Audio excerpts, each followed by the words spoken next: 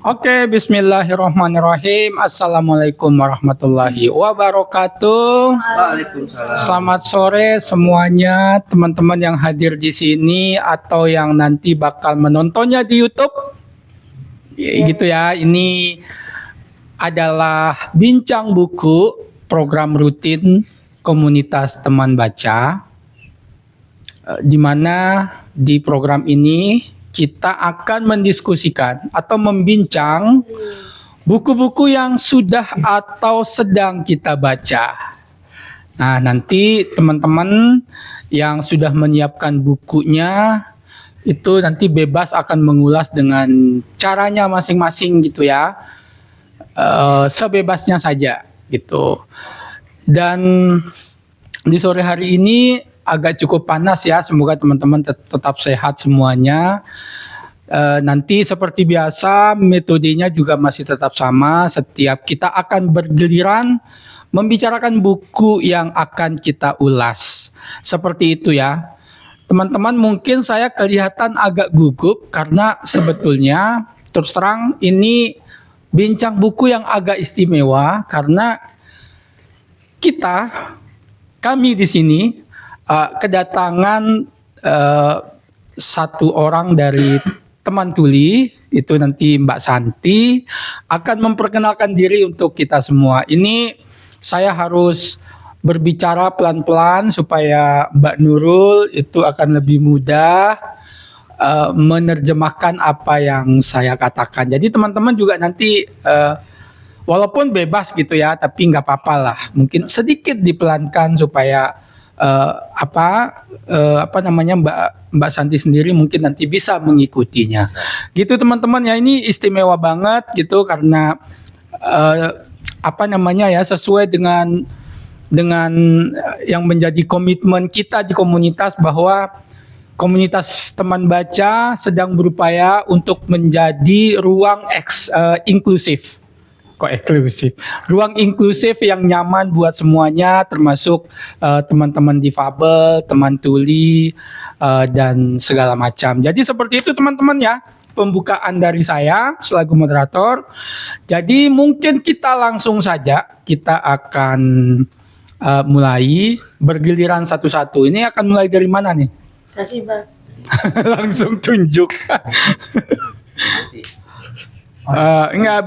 Biarin dulu Mbak Santi melihat prosesnya seperti Kasih, apa ya gitu ya. Kasih, Bang.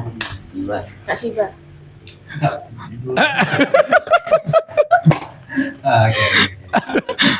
Nggak apa-apa, nanti kan kita kalau misalnya tetap sedikit yang datang ya nanti kita bisa saling bertanya gitu kan, saling melengkapi. Misalnya si Mbak nih mungkin belum siap sehingga hanya memaparkan sedikit, nanti setelah selesai semuanya bisa ditambah. Atau misalnya kita bisa saling bertanya kayak gitu. Oke, silakan Mbak. Santai aja Mbak. Baik, Assalamualaikum warahmatullahi wabarakatuh. Waalaikumsalam warahmatullahi wabarakatuh. Terima kasih atas kesempatannya. Saya pertama saya jadi yang pertama. Untuk pertemuan minggu ini saya akan mereview Asik. kelas mengulas buku 100 tahun kesunyian dari Gabriel Garcia Marquez. Asik. Kelas nggak? Oke, ini buku sebetulnya sudah saya baca, hanya saja setengah, betul-betul setengah, itu di pertengahan tuh saya stuck gitu. Akhirnya saya mencari alternatif bacaan yang lain.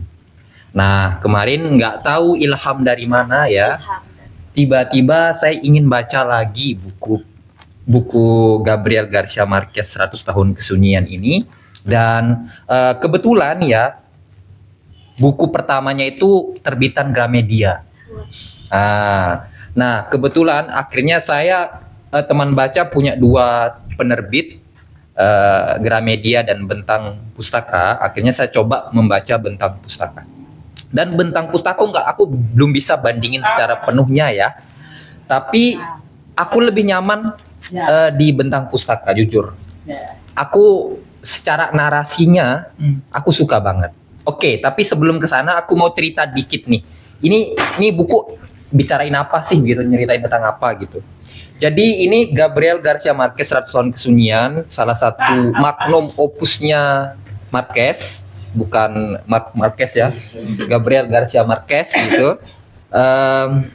Dan dia pemenang Nobel juga, Nobel Sastra ya.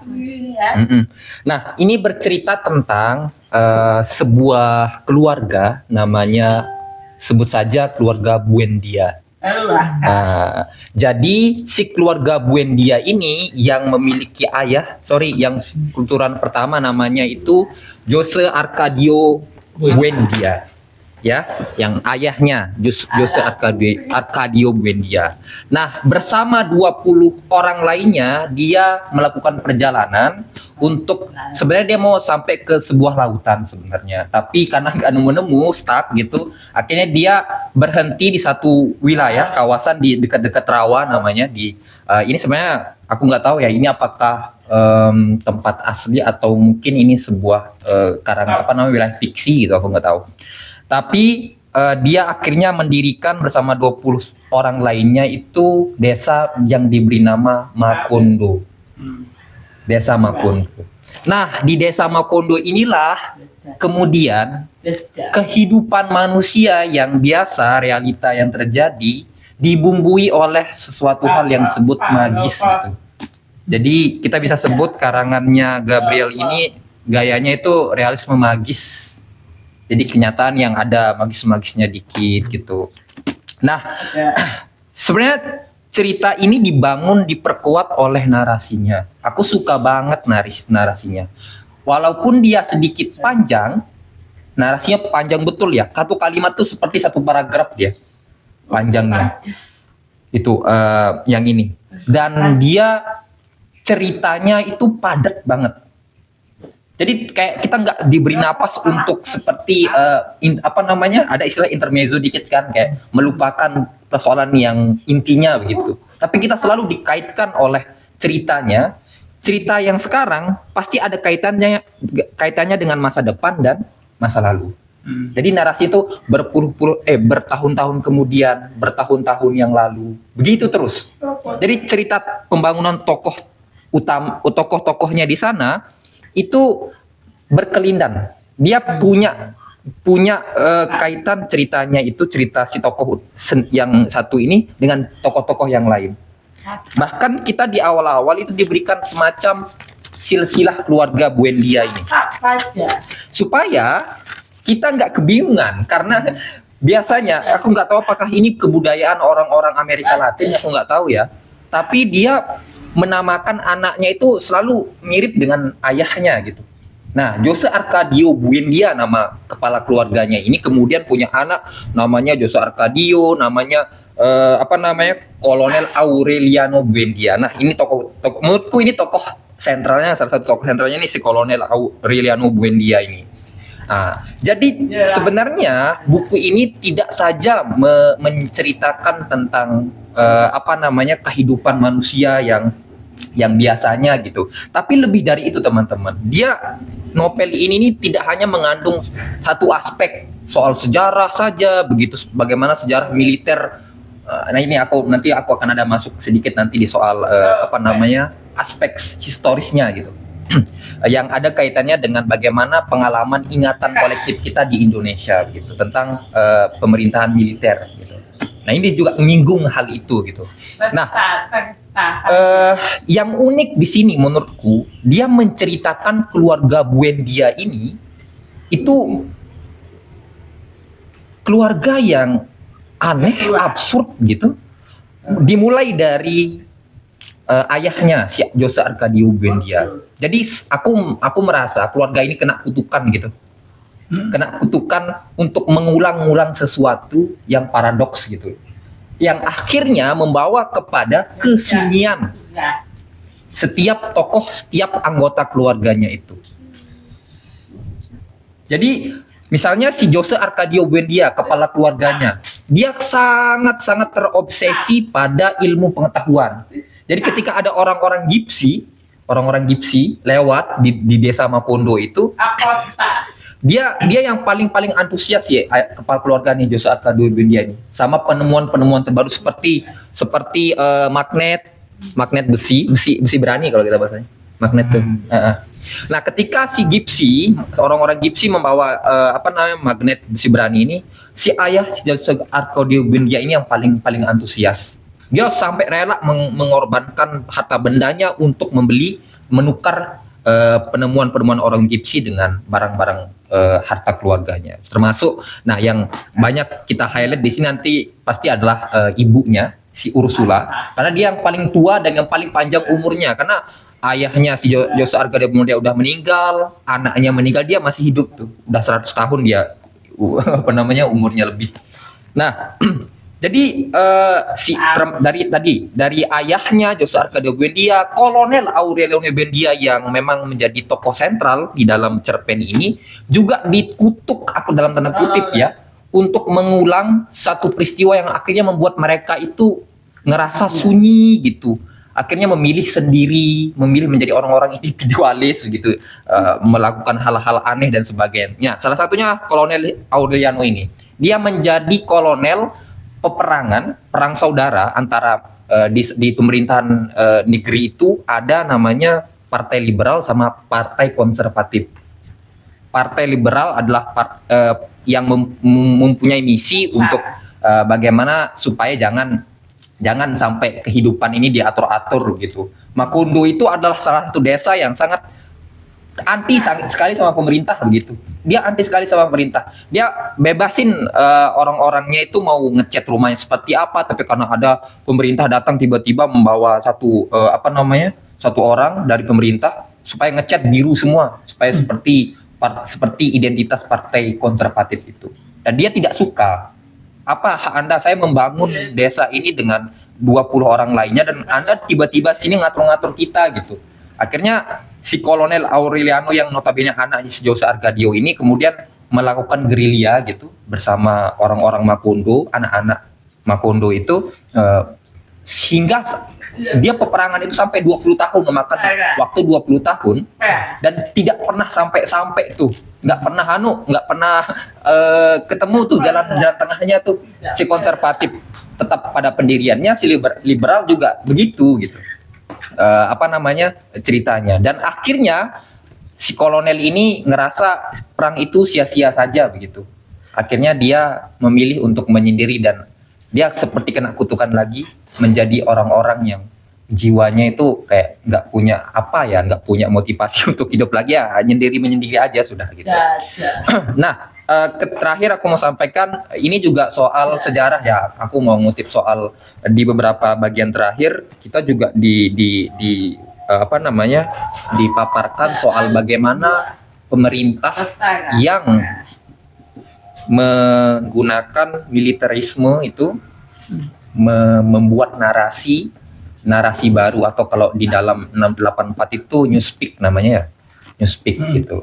Jadi ada pembunuhan yang dilakukan oleh pemerintah yang menghabiskan ribuan nyawa orang-orang di Macondo oleh pemerintah, kemudian dinarasikan tidak ada pembunuhan gitu.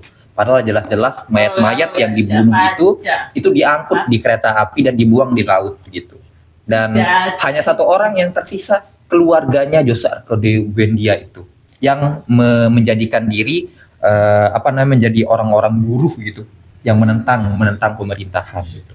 Nah, di situ menurutku kayak kalau itu mengingatkanku kepada ingatan kolektif kita, walaupun saya tidak lahir di 65 atau peristiwa-peristiwa besar sejarah kita itu, tapi karena kita membaca dan ikut diskusi gitu, kan sejarah itu menjadi ingatan kolektif kita, bagian yang tidak terpisah dari kita begitu. Walaupun kita tidak sendiri mengalami secara penuh, secara fisik itu enggak gitu. Tapi karena kita membaca, kita ikut dalam sejarah itu gitu.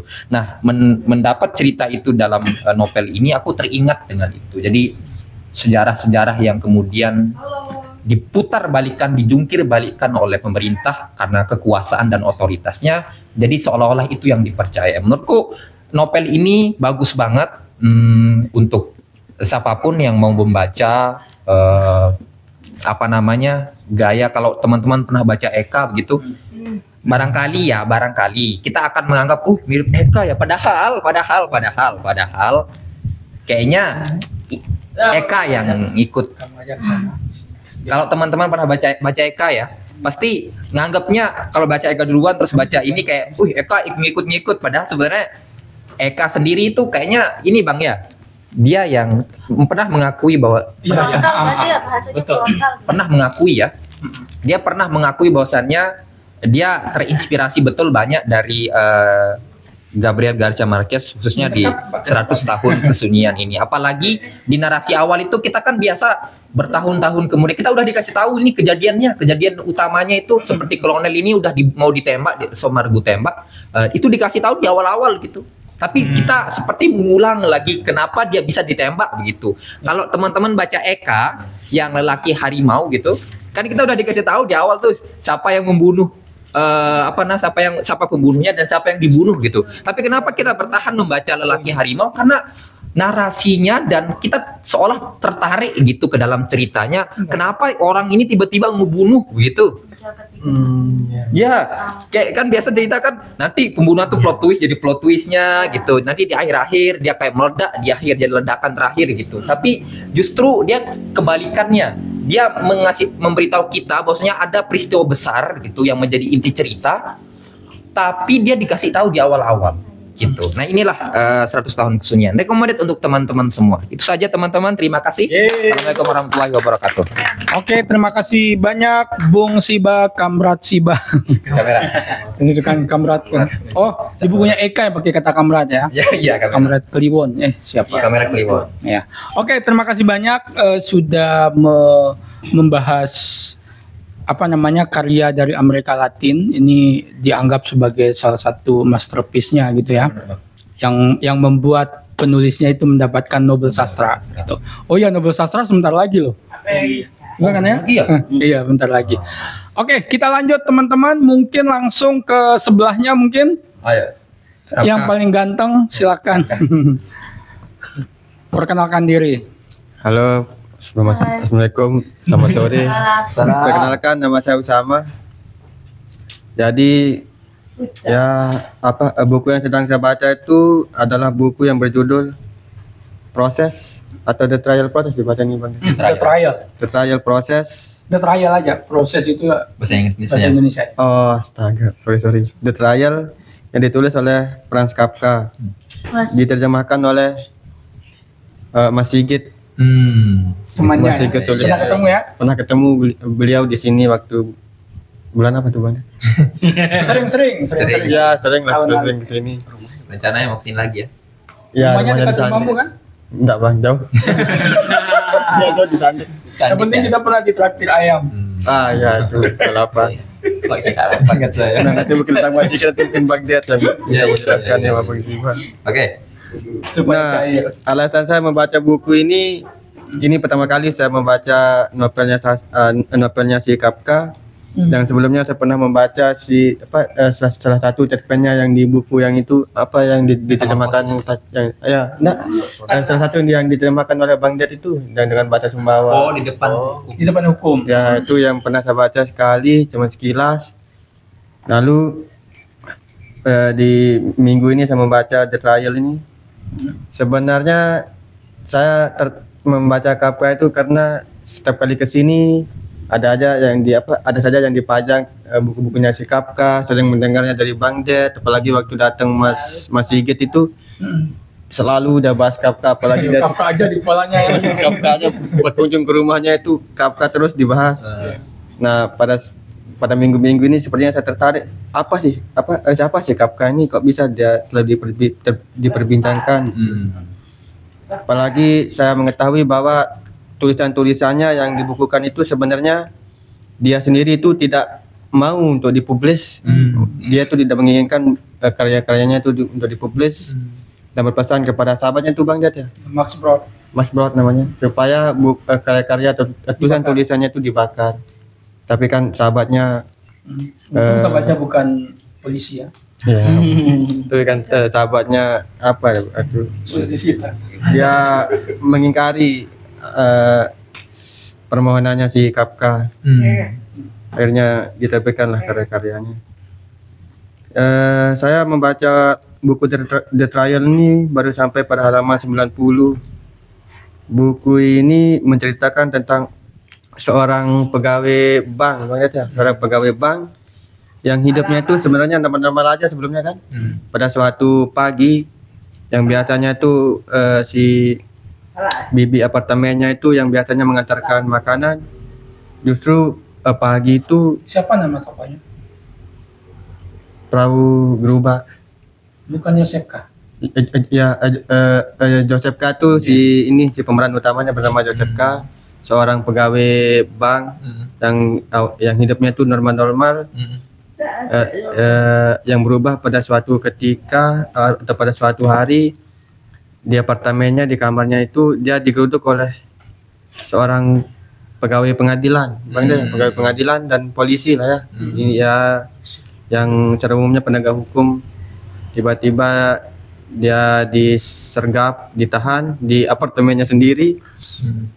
Dia ditahan di apartemennya sendiri, lalu disidang. Nanti disidang, pertama waktu dia ditahan itu dia menanyakan apa masalahnya, padahal dia tidak, dia rasa padahal dia itu tidak pernah melakukan kejahatan sekalipun. Nah, sehingga dia disidang di sana di suatu ruangan di samping kamarnya di apartemen. Nah, jadi dia ini si Joseph K ini sungguh kebingungan dengan apa yang menimpanya itu. Dia ini ditahan, di sidang bahkan oleh inspektur. Setiap kali dia menanyakan apa sih masalah saya, kenapa sih saya ditahan, si yang menahannya, si inspektur atau bawahannya tuh dia tidak bisa menjawab kenapa si Joseph K ini ditahan. Jawabannya terus melulu bahwa ini bukan kewenangan saya, ini saya hanya diperintahkan untuk menangkap. Hingga pada suatu hari dia ditelepon, kayaknya si Joseph K-nya, dia ditelepon untuk menghadiri sidang. Alamat ruang pengadilannya itu tidak dituliskan secara rinci. Itu seperti sebuah teka-teki yang seperti dia harus ke jalan ini. Tapi di hari ini tidak ada waktu, tidak ada hal-hal yang spesifik. Itu aneh sekali, suatu ruang pengadilan di tempat apartemen yang untuk masyarakat menengah ke bawah. Sampai di sana dia masuk. Mungkin sampai situ aja dulu. Tapi bentar aku bertanya, ini menarik, berarti temanya soal hukum ya? Iya. Nah, kamu sebagai anak hukum kan, kamu mahasiswa hukum kan? Ya, Ini cerita ini relate nggak sih dengan kondisi kita atau gimana gitu? Kalau kamu pikir-pikir, ini kan kamu cerita bahwa Yosef K ini ditangkap, terus dia bertanya ke yang menangkap dia, apa salahku? Tapi nggak pernah tahu. Sampai akhir novel pun dia nggak pernah tahu. Yang ditanya itu selalu bilang, ya saya nggak tahu, saya cuma disuruh gitu. Jadi absurd banget kan? Menurutku kan kayak kondisi kita di Indonesia. Kita itu selalu cemas ditangkap karena kita nggak akan tahu apa kesalahan kita. Sampai buku dijadiin kesalahan. Ya kayak gitu. Subhanallah. Kalau Kamu sebagai orang hukum gimana kamu melihat fenomena di novel ini? Dia masuk apa sih gitu? Ada nggak dalam teori hukum yang pernah kamu pelajari di mata kuliah? mungkin saya skip dulu ya. Oke. Terlalu berat ngomongnya. Oke teman-teman, terima kasih banyak Usama sudah berusaha memaparkan, karena Usama ini memang tengah berupaya untuk melatih public speakingnya. Dia itu pemalu sebetulnya ya. Gitu. Sudah berani berbicara, menurutku itu sudah prestasi yang menarik. Makasih banyak Usama, sekali lagi kita tepuk tangan. Oke, berikutnya apakah kita ke sana dulu karena tadi ya. Geser. Oke. Perkenalkan diri ya, karena kami di sini ada teman tuli, jadi barangkali perlu tahu gitu siapa-siapa yang bicara. Terima kasih. Baik, terima kasih. Perkenalkan, nama saya Davin. Saya pertama kali ikut kegiatan bincang buku, walaupun pernah kesini gitu sebelumnya.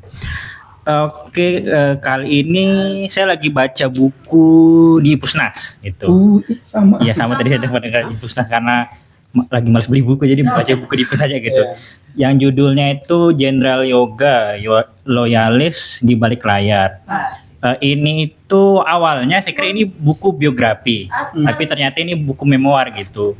Nah mungkin kalau ada yang dari kita belum ada yang tahu apa beda memoir sama biografi itu. Biografi itu kan orang yang menceritakan kisah hidup seseorang. Terus kalau autobiografi itu ya orang itu sendiri yang menceritakan dirinya. Nah kalau memoir itu bisa orang lain yang menceritakan kehidupan orang, tapi dia cuma mengambil per peristiwa gitu. Kalau autobiografi kan dia menceritakan dari lahir sampai mati gitu. Nah kalau memoir itu cuma menceritakan per peristiwa, misalkan peristiwa ketika dia SMA, terus SMA loncat ke mungkin dia pensiun. Nah ceritanya itulah gitu. Nah sekilas kenapa saya tertarik baca buku ini, sebenarnya udah lama pengen baca gitu karena sempat ada grup diskusi lah gitu kan tentang keamanan, bahas masalah Orde Baru gitu kan. Nah dan ada orang yang merekomendasikan untuk baca buku ini gitu. Nah sebenarnya di buku ini menceritakan sebenarnya kiprahnya si Jenderal Yoga ini gitu. Nah mungkin kita untuk jenderal-jenderal di Orde Baru kan kita yang paling kita sering dengar nama itu pertama LB Murdani gitu kan. Terus Ali Murtopo. Nah sebenarnya juga Jenderal Yoga ini dia itu bisa dibilang bahkan salah satu lingkar terdalamnya Soeharto gitu. Jadi Soeharto, Ali Murtopo, LB Murdani itu ya sohibnya lah gitu. Nah cuma memang Yoga ini jarang banget tersorot gitu. Lebih sering tersorot itu Ali Murtopo sama LB Murdani. Nah sedikit background dari Jenderal Yoga ini, dia itu memang spesialisasinya di bidang intelijen gitu. Dia memang jenderal yang dari dia karirnya sebagai TNI itu memang bermain di intelijen gitu. Itu juga sih mungkin yang saya rasa juga ngebuat kenapa akhirnya dia ya nggak terlalu kelihatan gitu loh di deretan jenderal yang di Orde Baru itu gitu. Iya. Nah salah satu fun fact-nya juga terkait Jenderal Yoga ini, dan dia ceritakan sendiri di buku ini. Dia itu salah satu jenderal yang memang salah satu jenderal yang paling depan mengatakan kalau jadi 65 itu dilatar belakangi oleh PKI gitu. Nah beberapa hal yang ngebuat dia yakin kalau ini tuh, dia itu langsung di buku ini dibilang langsung ketika meletus peristiwa 65 di 30 Desember itu dia langsung bilang ini pasti ulah PKI gitu. Karena apa? Karena memang jauh sebelum itu, karena memang tadi itu karena dia memang basicnya itu intelijen, jadi memang dia memang memonitor gitu. Dan juga salah satu hal menarik ya, mungkin kalau kita baca buku tentang 65 kan biasanya itu dari kacamata gimana ya, pertama mungkin dari kacamata korban atau mungkin juga dari kacamata peneliti lah gitu. Nah di buku ini dia cara bergaya itu dia kayak menjelaskan per peristiwa gitu. Misalkan Jenderal Yoga ini merasa ini pasti ulah PKI karena salah satu hal menarik di sini juga, dan itu kelihatan banget di ras intelijen itu dia sampai ingat gitu Subandrio Menlu waktu itu pernah bilang senam pokoknya dia kayak Jenderal Yoga ini ngerasa ketika Subandrio mengungkapkan hal itu, ini kayaknya ada kaitan sama pergolakan politik yang dia PKI saat itu. Jadi kelihatan lah gitu, dia kayak dia ya orang intelijen itu kan teliti lah gitu. Jadi kayak dia hal kecil yang mungkin orang ngerasa itu paling cuma ucapan biasa, tapi dia ngerasa pasti ini ada kaitan sama hal-hal itu. Bukan senam dua jari ya, bukan senam pokok kayak senam mental apalah gitu. Saya lupa gitu. Terlepas dari itu sebenarnya buku ini agak boring ya, karena dia gaya bahasa. Iya, gaya bahasanya itu kayak tadi itu kayak laporan briefing misalkan ya dia tentara, misalkan tentara ngasih briefing ke atasannya, apalagi intelijen kan dia kayak ngasih briefing ke atasannya untuk diolah gitu sama, jadi kayak sebenarnya secara bahasa, makanya saya loncat-loncat gitu karena kayaknya nggak menarik deh gitu, karena kayak bahasa laporan banget, kayak sampai di akhir bab itu dia kayak ngasih catatan, ini loh pelajaran yang bisa diambil dari episode kayak astaga gitu, jadi Ayo, kurang anu lah gitu.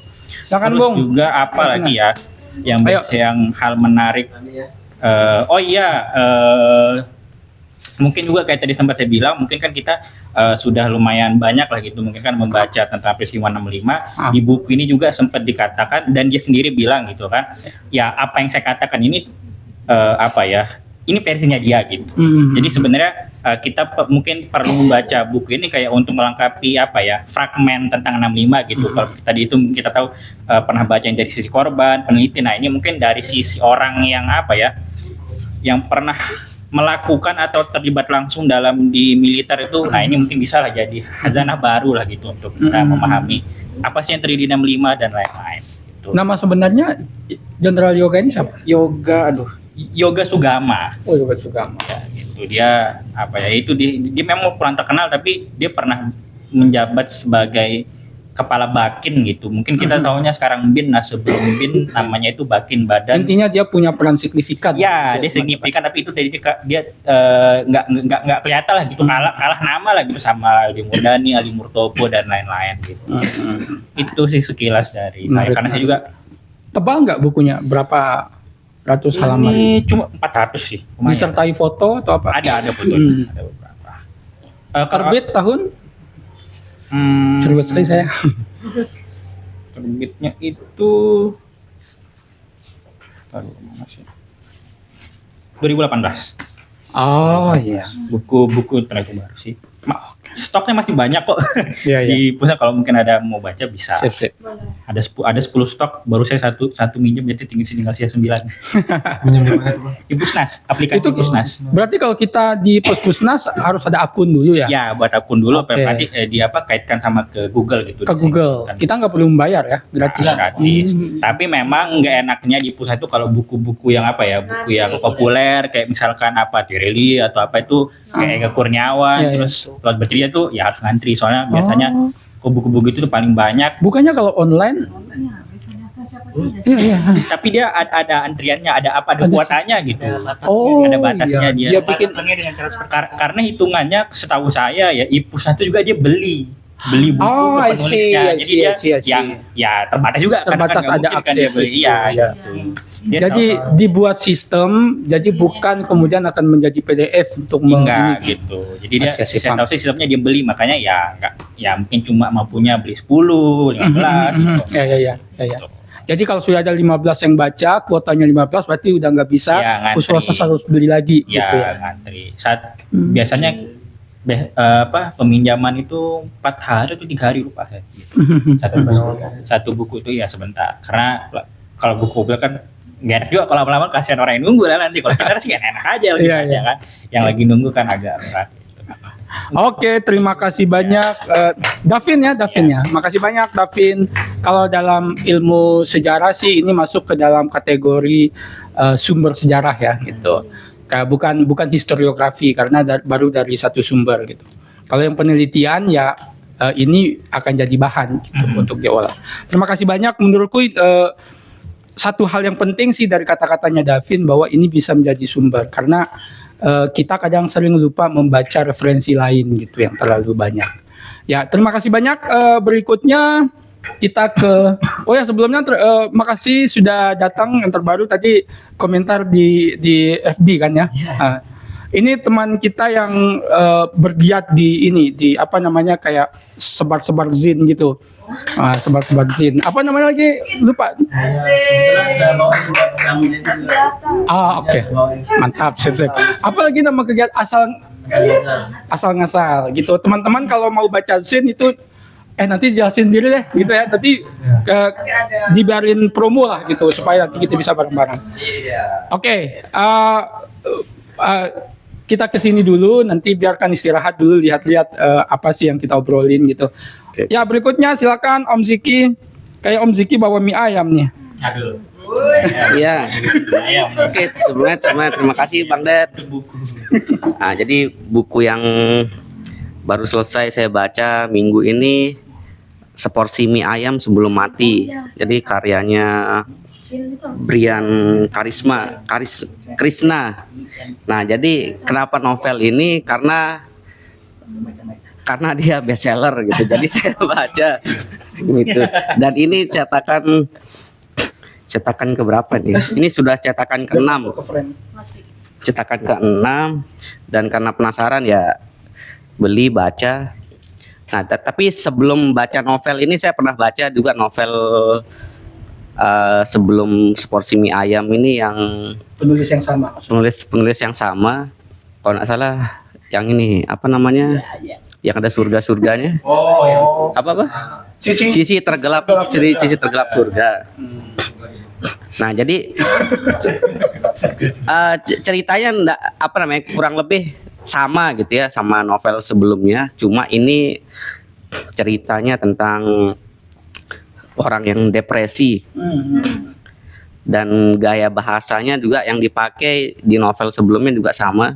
Jadi dia bercerita secara puitis gitu. Jadi diolah kata-katanya dengan cara puitis. Jadi bahasanya juga ringan, enggak terlalu berat, jadi bisa dibaca, apa ya, bisa dibaca cepat, itu enak sih untuk dibaca. Kalau dari ceritanya tadi tentang orang yang depresi gitu ya, dan saya nggak tahu kenapa dia bestseller gitu loh. Yang depresi selalu biasa. Nah, tapi kenapa novel-novel apa ya ceritanya tentang depresi kayak gitu-gitu gitu. Ya semacam itulah. Nah, setelah baca ini, jadi dia nih kisahnya orang yang dari kecilnya dia nggak pernah dapat validasi dari orang tuanya gitu. Jadi dia punya fisik yang berbadan besar, berkulit hitam. Nah, secara fisik itu kurang menarik gitu. Terus dia bekerja, hari-harinya dia orang kantoran gitu. Orang kantoran kerja, tapi dia di kehidupan sosialnya dia tuh seperti apa ya? Dia ada, walaupun dia tidak ada, ya lingkungan sosialnya biasa-biasa aja gitu, tetap berjalan gitu. Ada ndak adanya dia semua berjalan gitu. Jadi dia nih bingung gitu loh. Saya nih apa fungsi saya di dunia ini gitu. Sampai akhirnya nanti dia ingin bunuh diri. Nah, dari sanalah ceritanya novel ini, perjalanannya dia mau bunuh diri gitu. Ya kayak semalam. Nah, jadi dia mau bunuh diri. Cuma dari perjalanannya dia menggagalkan bunuh diri ini sih yang saya agak gimana ya, maksudnya ceritanya dia nggak selesai gitu loh. Ketika dia, maksudnya kalau secara ini kan latarnya Jakarta gitu ya, kota metropolitan, apa hidupnya orang memang sendiri-sendiri gitu. Individualis. Ya, individualis. Jadi dia nih bakal ketemu sama seorang preman, terus dia nanti masuk penjara. Perjalanannya gitu, ketemu orang, terus dia jadi preman, terus nanti berpindah lagi, ketemu sama orang baru, ketemu lagi orang baru, dan dari sana dia, dari perpindahan orang-orang itu, di situ dia belajar tentang kehidupan gitu. Nah, cuma yang saya agak kurang gitu ya, dia ceritanya nggak selesai gitu. Misalnya ketika dia jadi preman, dia jadi preman, terus nanti dia nemenin bosnya ke diskotik gitu, ke tempat tempat prostitusi. Jadi dia nemenin bosnya ke sana, nanti di sana dia ceritalah ketemu sama mucikarinya macam gitu. Nanti dia di sana ketemu sama seorang OB, dan OB ini kerja juga di kantornya dia. Nah, jadi dia mengingatkan si Ale namanya, mengingatkan dia untuk jangan jadi preman gitu loh. Jangan ikut di dunia kriminal. Dia tuh dibawa nanti ke rumahnya diselamatkan gitu. Selamatkan di sana dia dapat pelajaran gitu. Oh, ternyata di dunia kriminal ini dia dianggap gitu loh.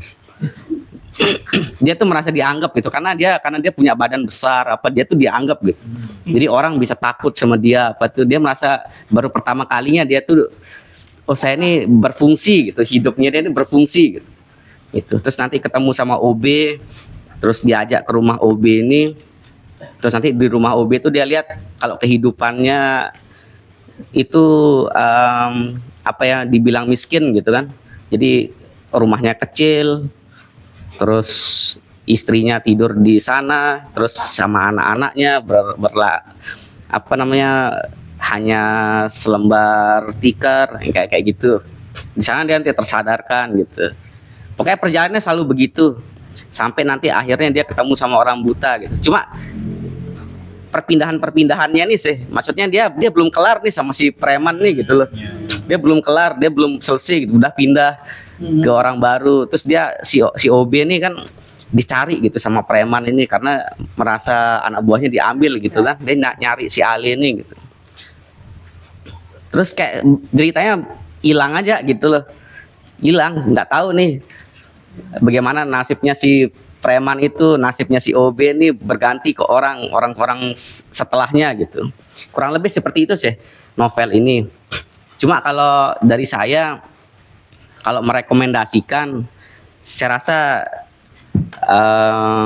karena ceritanya tentang depresi gitu ya, tentang orang yang mencari jati diri.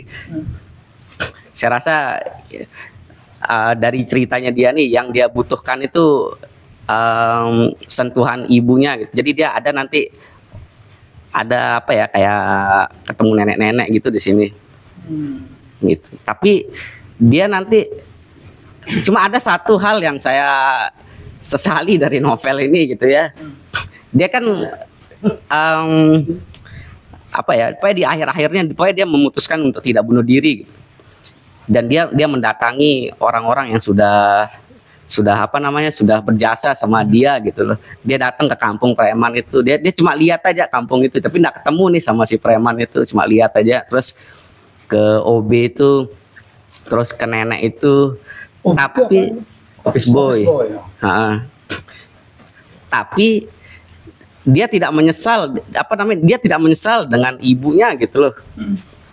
Harusnya dia menyesal gitu, maksudnya atau dia pergi ke ibunya atau kemana gitu kan, cari ibunya. Tapi di sini dia enggak nyari ibunya gitu, seolah-olah cerita nih kayak dia memang enggak dianggap gitu sama ibunya gitu ya. Jadi dia dikekang gitu sama ibunya, tapi dia di akhir ini tidak ngasih penjelasan untuk bagaimana berperilaku sama ibu gitu loh. Di situ saya tempat ininya gitu. Kalau arahnya mau ke penyembuhan gitu kan, yang ujungnya ke sana gitu, mencari jati diri tapi dia enggak selesai sama ibunya gitu loh. Itu sih sekilas dari novel ini. Mungkin itu aja sih Bang Ded. Yang satunya? Kayak satu aja tuh. Kayak masih banyak soalnya. Oke, terima kasih. Oke, terima kasih Om Ziki. Tadi kupikir penjelasannya banyak membahas mie ayam ya. Oke, tapi secara gaya bahasa asik nggak ya? Asik sih. Asik, nggak berat gitu ya? Enggak. Cocok sih buat Orang yang pembaca depresi. baru, maksudnya ya. Kayak pemula gitu Pemula ya. ya. Oke, terima kasih banyak. Sekarang giliran saya gitu. Bareng. Nah, teman-teman, di hadapan saya ada sebuah buku judulnya Sastra Indonesia dalam 6 Pertanyaan dengan subjudul Esai-esai Sastra dan Budaya yang ditulis oleh Ignas Kleden. Mungkin saya tidak akan banyak berbicara soal buku ini karena terus terang ini buku baru banget. Saya baru membaca 3 tulisan di dalamnya. Tapi yang satunya itu pun sisa mungkin 10% gitu. Jadi kalau ada 10 halaman barangkali tinggal berapa halaman belum selesai gitu. Aku mau cerita, Ignas Kleden ini baru-baru dia seorang pemikir, dia seorang penulis esai ternama Indonesia gitu. Dia apa ya, mungkin tidak banyak disebut di seperti General Yoga kalian, tapi secara populer nggak banyak disebut gitu, tidak banyak disebut sebagai sebagaimana Gunan Muhammad gitu. Tapi Ignaz Kleiden ini bisa dibilang kayak apa ya, rajanya esai di Indonesia, penulis esai yang sangat terkenal. Apa namanya, karena dia objek yang dia dekati itu luas banget gitu. Politik bisa, budaya bisa, sastra bisa, semua bisa, dan dengan gaya yang sama lenturnya gitu. Nah, Ignaz Kleiden ini dia lahir di Larantuka, di NTT sana, di Flores, 1948, dan meninggal Januari 2024, berarti tahun yang lalu. Baru. Nah, buku ini pun kemarin aku pesan di Shopee dan tiba di sini tanggal 29 bulan kemarin gitu, penghujung September, dan enggak berapa lama, enggak mungkin 2-3 hari setelah itu, saya lupa persisnya. Yang penting karena saya juga follow Instagramnya KPU, kok KPU sih? KPG. KPG, tiba-tiba ada informasi adiknya dia itu yang juga wartawan Tempo, bahkan dia memegang posisi yang penting juga di dalam Tempo, pernah menjadi orang aji, namanya Hermin Josephine Kleiden, itu meninggal dunia juga.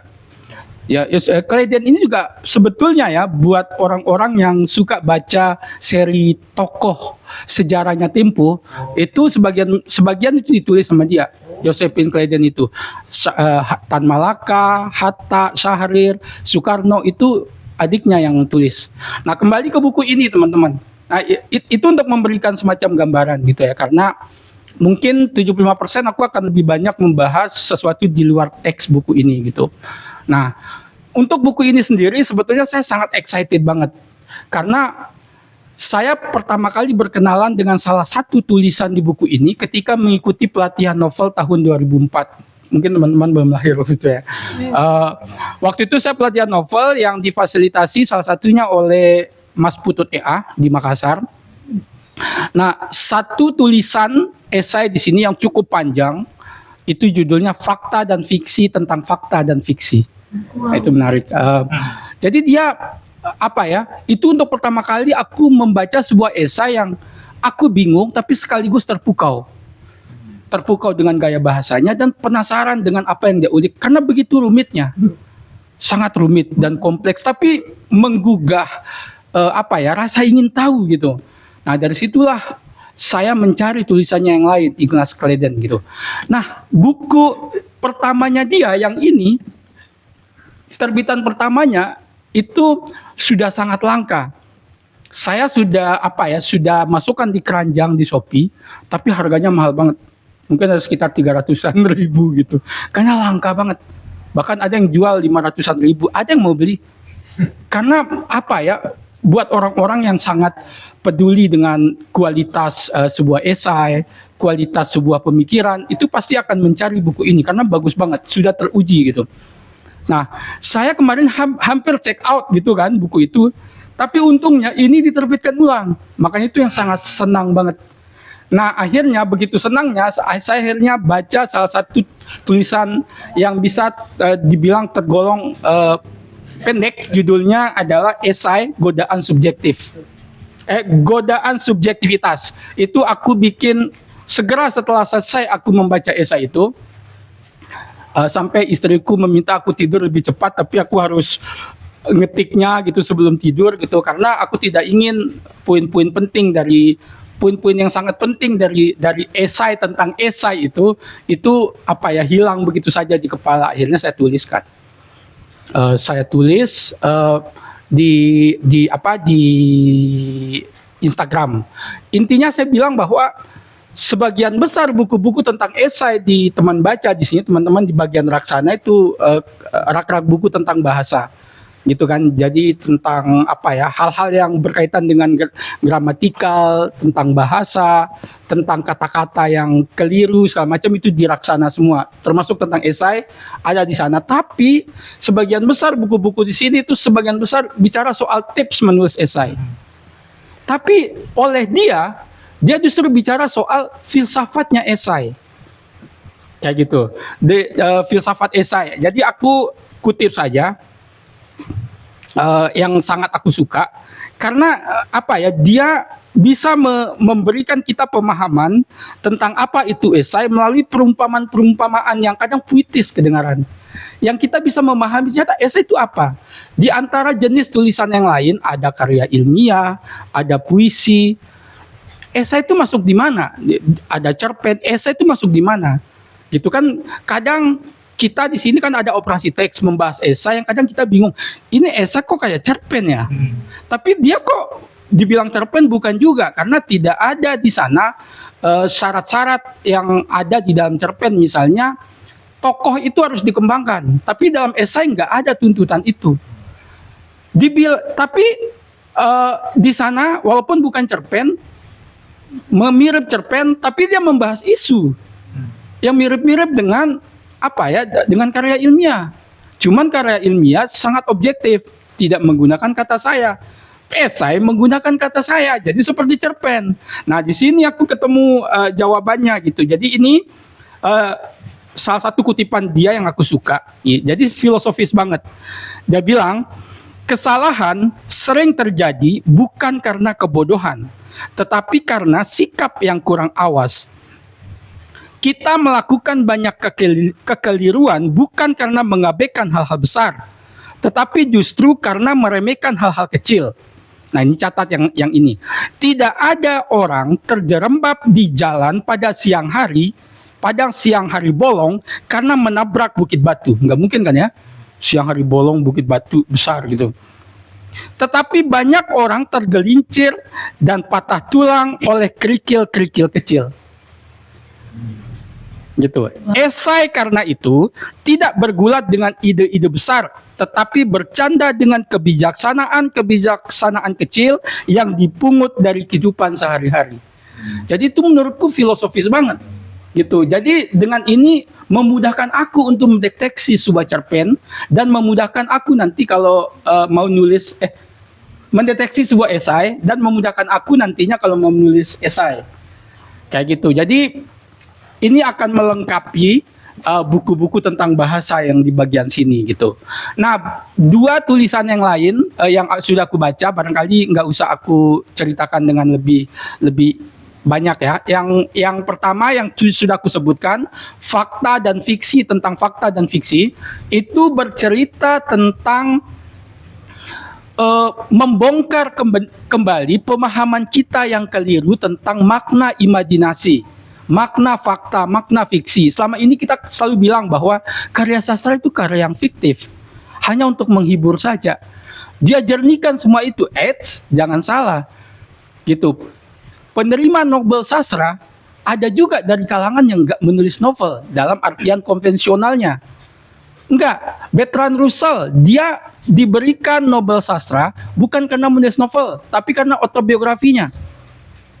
Bahkan yang terbaru kan Bob Dylan, nggak nulis novel, tapi juga terima Nobel sastra. Nah, di sini dia bongkar semua pemahaman kita yang keliru tentang apa itu fakta, apa itu fiksi, apa itu imajinasi, apa itu hayalan. Gitu. Seolah-olah tidak ada yang namanya fiksi di dalam karya ilmiah. Tidak ada yang namanya imajinasi dalam karya ilmiah. Padahal kan seandainya kalau imajinasinya Einstein tidak bekerja, ketika melihat apel itu jatuh, barangkali tidak akan tercipta. Jadi imajinasi itu dia definisikan ulang maknanya. Ini cakep banget menurutku. Cakep banget gitu. Cuman memang kita harus membacanya dengan hati-hati karena ini persoalan rumit kan. Kayak gitu. Terus yang pertama, yang ketiga yang aku baca, yang ada di halaman pertama, pembuka tulisannya itu berjudul justru ini, Sastra Indonesia dalam 6 pertanyaan. Dia sebetulnya merangkum keseluruhan tulisannya yang ada di sini. Jadi Judul ini menarik, judul buku ini. Jadi ini adalah salah satu judul di dalam esai, tapi juga judul yang mencakup seluruh substansi dari esai-esai yang ada di sini. Ada 21 bab. Jadi ini uniknya gitu. Cuman yang menurutku kayaknya agak bukan dibilang kurang sih. Ini kan diterbitkan ulang, tapi kayaknya tidak sempat di apa ya? Lupa gitu dari naskah pertama itu langsung dicetak begitu saja, nggak diperiksa lagi. Maksud saya adalah pertama kali terbit nih 2004, ketika beliau masih hidup. Seharusnya diperbaiki kembali, direvisi bagian profil penulisnya dong. Kayak gitu kan, misalnya, atau bila perlu ya ada semacam tulisan obituari lah untuk menghormati beliau kayak gitu. Barangkali itu sih sebetulnya menurutku agak kurangnya buku ini, karena diterbitkan begitu saja berarti kayak nampak membuktikan bahwa si penerbitnya sendiri tidak menaruh hormat gitu terhadap ini. Itu sih menurutku. Jadi itu yang bisa aku ceritakan dari kumpulan esai yang sangat cakep ini. Sudah ada 2 yang antri, tapi saya bilang selama saya belum selesai membacanya haram gitu. Bahkan polisi tidak boleh menyitanya. Bila perlu saya yang disita, bukunya jangan. Oke, itu dari saya teman-teman. Oke, berikutnya langsung ke Bang Ariel. Halo, selamat sore teman-teman. Sore. Aku Ariel. Aku membaca buku puisi. Jadi terus terang aku nggak bisa menjelaskan puisi dengan dengan baik sekali ya, karena memang buatku puisi itu tentang rasa gitu. Jadi itu yang sulit dijelaskan. Nah, buku yang aku baca itu ditulis oleh Aan Mansur. Judulnya Mengapa Luka Tidak Memaafkan Pisau. Nah, judulnya sangat menarik karena sebuah pertanyaan, dan Aan Mansur, aku baru sadar bahwa Aan Mansur itu ternyata salah satu penulis yang hampir semua bukunya aku baca. Wow. Iya, aku baru sadar. Aku baru sadar aja gitu. Mungkin ada beberapa, tapi kayaknya hampir semuanya aku sudah baca gitu. Termasuk buku ini sebenarnya aku membaca ulang, dan dia di buku puisi ini sendiri itu dia membagi menjadi 5 bab gitu, dan aku nggak terlalu paham sih pembagiannya dengan apa gitu, maksudnya dengan pertimbangan apa dia membaginya menjadi 5 bagian gitu.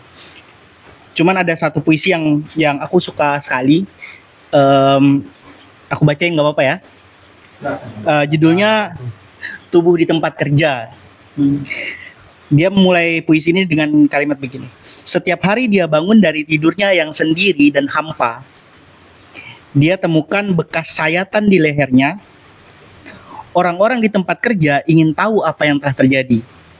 Dia berkata, "Aku jatuh cinta selalu kepada cara hidup ini menginginkan matiku setiap hari." Orang-orang itu tersenyum sambil mengelus leher mereka, tetapi mereka tidak paham apa yang sedang mereka lakukan. Mereka sungguh tidak pernah paham. Tidak ada orang tahu bagaimana cara menafsir penderitaan orang lain. Penyair menulis puisi, tetapi kesanggupan mereka sekedar mengubah kata jadi musik latar kesunyian. Hanya tubuh yang nyaris bisa memberi terjemahan. Tubuh kita sudah terbagi-bagi. Separuh milik negara, separuh milik bank, sisanya milik tidur yang sendiri dan hampa.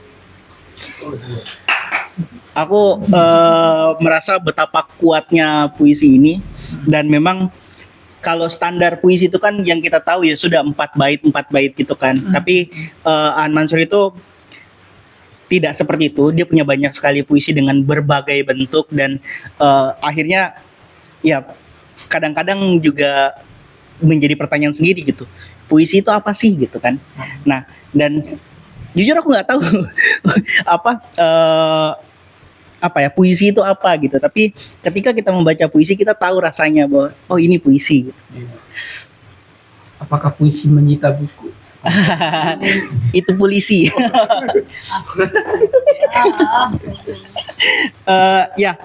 Kalau teman-teman nonton, oh ya kebetulan kan sebentar lagi akan ada film remake Ada Apa Dengan Cinta. Oke. tapi diubah menjadi apa? Musikalisasi Oh. ya. Filmnya Drama musikal gitu ya. drama musikal gitu. Nah, Aan Mansur itu nulis puisi untuk yang ADC kedua. Oke, betul. Itu Pada New York hari ini ya. judulnya tidak ada New York hari ini, itu bagus banget. Apalagi teman-teman kalau LDR luar biasa itu. Tapi itu yang paling aku suka dari Aan adalah bagaimana dia menerjemahkan hal-hal yang kita tidak bisa paham tapi hanya bisa kita rasakan. Seperti di kalimat yang ini tadi, di puisi tadi itu kan dia bilang orang-orang itu tersenyum sambil mengelus leher mereka, tetapi mereka tidak paham apa yang sedang mereka lakukan. Itu kan sesuatu yang gampang ya, gampang kita lakukan kan. Di sini kan ada orang yang lehernya ada bekas sayatan gitu, terus teman-temannya itu nanya kenapa gitu, terus orang-orang yang ngelihat itu megang lehernya sendiri. Tapi orang-orang nggak paham kenapa kita megang leher kita sendiri ketika kita melihat leher orang yang tersayat gitu. Itu kan sesuatu yang menunjukkan bahwa duka seseorang adalah duka orang lain gitu. Ketika seseorang sakit, orang lain juga merasakan rasa sakit. Makanya kita memegang leher kita ketika leher orang lain tersayat gitu kan. Nah, hal-hal seperti itu aku bisa simpulkan ketika aku membaca puisi gitu. Dan puisi-puisi Aan Mansur tuh ada film tentang puisi, direkturnya namanya Fyodor Dostoevsky gitu. Aku lupa gimana. Bukan Dostoevsky. Bukan, Fyodor Jodorowsky. Tapi dia filmnya Amerika Latin. Terus ada scene yang dia bilang gitu, dia bilang kepada puisi gitu. Dia bilang, tuntunlah jalan kami seperti kupu-kupu api. Nah, buatku puisi itu seperti itu gitu. Dia memberikan sesuatu yang terang pada sesuatu yang gelap dan hanya bisa kita rasakan. Terima kasih. Istilahnya puisi lebih ke evokatif jadinya ya. Iya. Memberikan rasa, menggugah emosi gitu. Kalau cerpennya ini provokatif. Harus di situ. Oke, berikutnya ke anggota termuda kita. Silakan Alisa yang masih tetap setia ikut bincang buku. Ini kelas 1 SMP. MTS ya. Iya. Oke, silakan Alisa. Oke, Waktu dan Assalamualaikum tempat. warahmatullahi wabarakatuh. Waalaikumsalam. Oke, selamat sore teman-teman sekalian.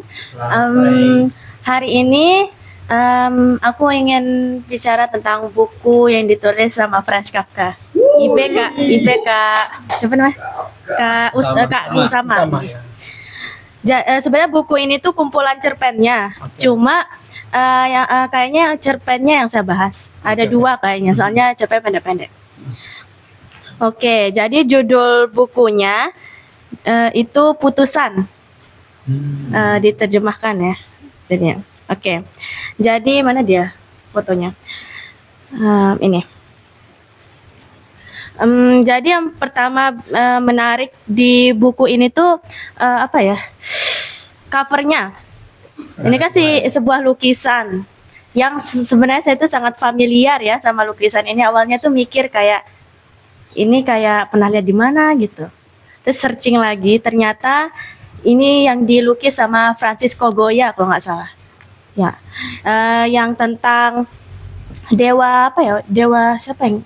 Dewa, bentar. Ada di sini Dewa Saturn. Oh ya,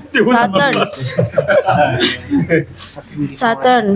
Dewa Yunani yang memakan anak-anaknya gara-gara takut digulingkan sama anak-anaknya. Nah, jadi apa namanya, lukisan ini tuh salah satu lukisan yang sampai sekarang ini saya rasa ini saya suka banget ya. Dari makna, apalagi saya sempat suka baca-baca mitologi Yunani. Jadi kayak awal-awalnya lihat novel ini di sini, minjem waktu itu, kayak langsung bawa pulang minjem. Jadi yang mau saya bahas nih ada dua cerpen ya. Itu ada cerpen yang pertama tuh judulnya Di Depan Hukum. Sama lagi satu tuh Pesan dari Sang Kaisar. Sebenarnya saya mau bicara cerpen ini tuh berdasarkan diskusi saya dan teman-teman di sekolah, sekitar 8 orang. Jadi di bincang buku kali ini saya udah bilang ke mereka saya bakal coba berbicara tentang Franz Kafka dari perspektif anak-anak. Yang kayak mereka yang pemula membaca buku terus coba pertama kali itu langsung Franz Kafka gitu. Jadi mau lihat gimana mereka membaca makna dan kayak gaya bahasanya itu berat gak sih bagi mereka gitu. Kita mulai dari di depan hukum dulu. Nah, di depan hukum ini saya nggak langsung ngasih tahu pandangan saya tentang buku ini awalnya ke mereka. Cuma mereka tuh ternyata pikirannya hampir sama kayak saya. Di depan hukum nih tuh tentang orang dari desa ya kalau nggak salah ya, pria dari desa yang yang mengunjungi apa sih bahasanya ya? Mengunjungi gimana ya bahasanya? Mengunjungi lah ya hukum. Hukumnya sebagai suatu tempat gitu di sini. Mengunjungi hukum. Tapi dia waktu mau masuk ke pintu hukum itu nggak dikasih sama penjaganya. Nah, yang bikin saya menarik di sini tuh yang penjaganya bilang gini, oh, aku yakin engkau tak bisa melewatiku, padahal aku di sini sebagai penjaga yang paling lemah istilahnya. Jadi kayak yang terus pria desa ini sampai mengorbankan kayak mungkin dia mau nyogok tapi dia mikir-mikir lagi kayak setelah ini masih ada pintu-pintu yang lain yang dilewati dan itu juga yang terkuat selanjutnya gitu. Jadi kayak bahasanya tuh kayak dia tuh nggak bakal bisa lewat sana gitu. Nah, sebenarnya yang saya dan teman-teman dapat dari cerpen ini tuh dia tuh sebenarnya ngekritik sistem hukum ya. Ngekritik sistem hukum yang kayak tidak transparan. Kenapa saya bisa bilang begini? Karena di depan tuh kita udah dikasih tahu dan nih yang mau masuk ini tuh orang desa. Jadi saya rasa ini tuh kayak tentang ketidaktransparan hukum di suatu negara gitu. Nah, cerpen ini juga menarik sih. Karena bukan sedikit ya, karena relate mungkin sama keadaan Indonesia saat ini gitu. Dan cerpen ini tuh tergolong pendek, sangat pendek malah, kayak sekitar 2 halaman kalau nggak salah. Dan saya lihat memang Franz Kafka ini tuh kalau nulis cerpen entah ini dari penerbitnya atau dari Franz Kafkanya nih sekalian bertanya ya. Saya lihat cerpen-cerpennya tuh paragrafnya tuh kayak langsung jadi satu gitu, nggak dipisah-pisah. Kan kita kalau bincang buku kayak paragraf satu bercerita tentang ini, dia tuh nggak, apalagi yang pesan dari sang kaisar tuh sangat pendek, jadi kayak langsung blok gitu satu paragraf yang panjang gitu. Itu gimana ya? Emang Franz Kafka seperti itu apa gimana? Kalau dari yang kamu baca gimana? Sama juga ya? Itu paragraf semua panjang-panjang. Iya. Memang gayanya Franz Kafka kayaknya ya. Atau dia malas aja gitu.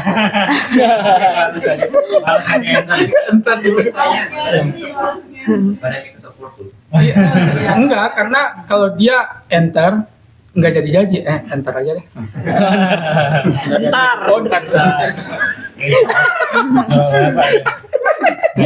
Jokes bapak-bapak Apple. Oke, lanjut Alisa. Oke, jadi aku kayak awalnya baca ini langsung yang kupetik dari sini tuh si orang desa itu ternyata sedang menunggu suatu hal yang nggak pasti. Karena kan karena kan dia udah dikasih tahu di awal kamu belumnya itu mungkin yang bikin dia nunggu ya. Kamu belum boleh masuk. Itu kan suatu kata yang kayak bisa dibilang kayak nanti kamu bisa masuk tapi nantinya nggak tahu kapan, yang penting belum gitu. Nah, endingnya tuh si pria itu mati kalau nggak salah. Mati soalnya dia bilang kayak Ada kata penjara. Iya, dia tuh kayak mati dalam penantiannya gitu. Kita tuh nggak dikasih tahu dia tuh ke hukum tuh ngapain, tapi memang ini yang ditekankan mungkin sama Franz Kafka di sini tuh makna ceritanya sih. Kayak tentang mengkritik tentang transparansi hukum itu balik lagi. Terus jujur nih cerpen ini recommended ya. Karena relate dengan saat ini nih, boleh dibaca Pak Pol, boleh. Sangat recommended.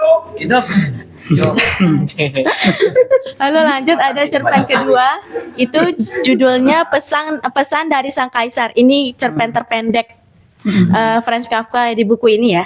Itu kayak 1 lembar kalau nggak salah itu satu lembar ya, segitulah. Itu Paragrafnya 1 juga enggak? satu, benar-benar satu kayak satu gitu. Oke. Tapi dipisah jadi 2 halaman. Nah, jadi yang saya dan ini di cerpen ini kalau dibaca dari sudut pandang anak-anak, apalagi yang pemula itu, mereka tuh baca sekali 2 kali tuh nggak paham. Dia tuh butuh 1 minggu cerpen ini doang, karena mereka tuh nggak bisa mencerna. Saya juga gitu sih. Saya juga sekali baca nih kayak ya apa sih ini gitu, nggak paham apa sih ini gitu. Jadi skip, baca buku lain gitu. Tapi saya baca lagi, saya nangkep maksudnya. Jadi yang diceritain di sini tuh tentang Kaisar yang mau mati nih. Dia tuh kayak nitip pesan ke apa ya, pengantar surat lah istilahnya ya. Untuk kasih surat ini tuh ke siapa waktu itu ya, ke POV-nya tuh kepada si pembaca sih. Karena di kalimat akhirnya nih yang gong ini dari Franz Kafka itu dia bilang dan kau masih duduk di depan jendela dan menunggu pesan yang belum tentu datang gitu ya. Jadi kayak yang saya tangkap tuh kayak ini tuh sebenarnya gimana ya? Kayak kamu tuh lagi nunggu hal yang gak ditakdirin buat kamu. Karena kan si pengantar surat atau pengantar pesan ini di jalan tuh menemukan banyak sekali rintangan, kayak misal tangga-tangga dari kerajaan si Kaisar ini kayak tiba-tiba banyak banget terus kalau nggak salah dibilang sama kalau dia keluar dari satu bangunan ada bangunan lagi, itu kan kayak kayak berarti itu sampai dan dijelasin tuh dan dijelasin di akhir-akhir tuh kalau kayak perumpamaan itu sampai selamanya gitu nggak bakal bisa nyampe pada si penerima pesan. Gitu. Berarti yang bisa saya tangkap di sini tuh, jadi si penerima pesan di akhir dan kamu masih duduk di depan jendela itu kayak seperti dia tuh yang penerima pesan ini sedang menunggu hal yang sebenarnya nggak ditakdirin buat dia, yang sebenarnya hal yang nggak pasti gitu. Jadi mungkin sama kayak di depan hukum ya, mirip-mirip maknanya, tapi cara berceritanya yang beda ya, gitu. Segitu aja kali ya buat saya. Ya. Saya sebetulnya speechless ya, jadi nggak bermaksud memuji, tapi menurutku gaya berceritanya Alisa itu kayak dia paham betul apa yang mau dia omongin gitu. Maksudku untuk ukuran usiamu gitu, kamu bercerita dengan sangat baik, dengan sangat santai, substansinya juga dapat banget, dan kamu menghubungkan 2 cerpen dengan sangat baik juga gitu. Terima kasih banyak Alisa.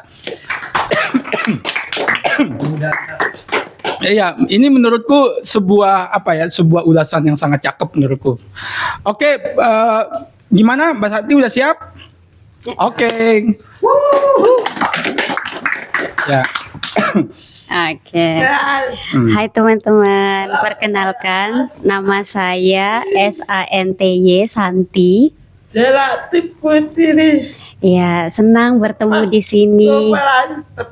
Ya, di komunitas teman baca. Ini baru pertama kalinya. Ya. Ya, dia pertama kalinya cari dan menemukan bincang buku. Salah satunya kegiatan ini, dan beliau akan menceritakan tentang yuk jalan-jalan. Mau cerita buku tentang ayo jalan-jalan. Ayo kita jalan-jalan ke Jakarta. Ibu kota Jakarta, Indonesia. Ya. Ya, di buku ini ada ilustrasi tentang halte, seperti ada Monas. Ya, bukunya sangat visual teman-teman. Jadi beliau sangat senang membaca buku ini. Ya, ada Istana Merdeka. Ya, jadi buku-buku seperti ini yang dicari. Ya, ada Museum Fathahillah juga di dalam buku ini, dan juga ada Keongmas. Jadi,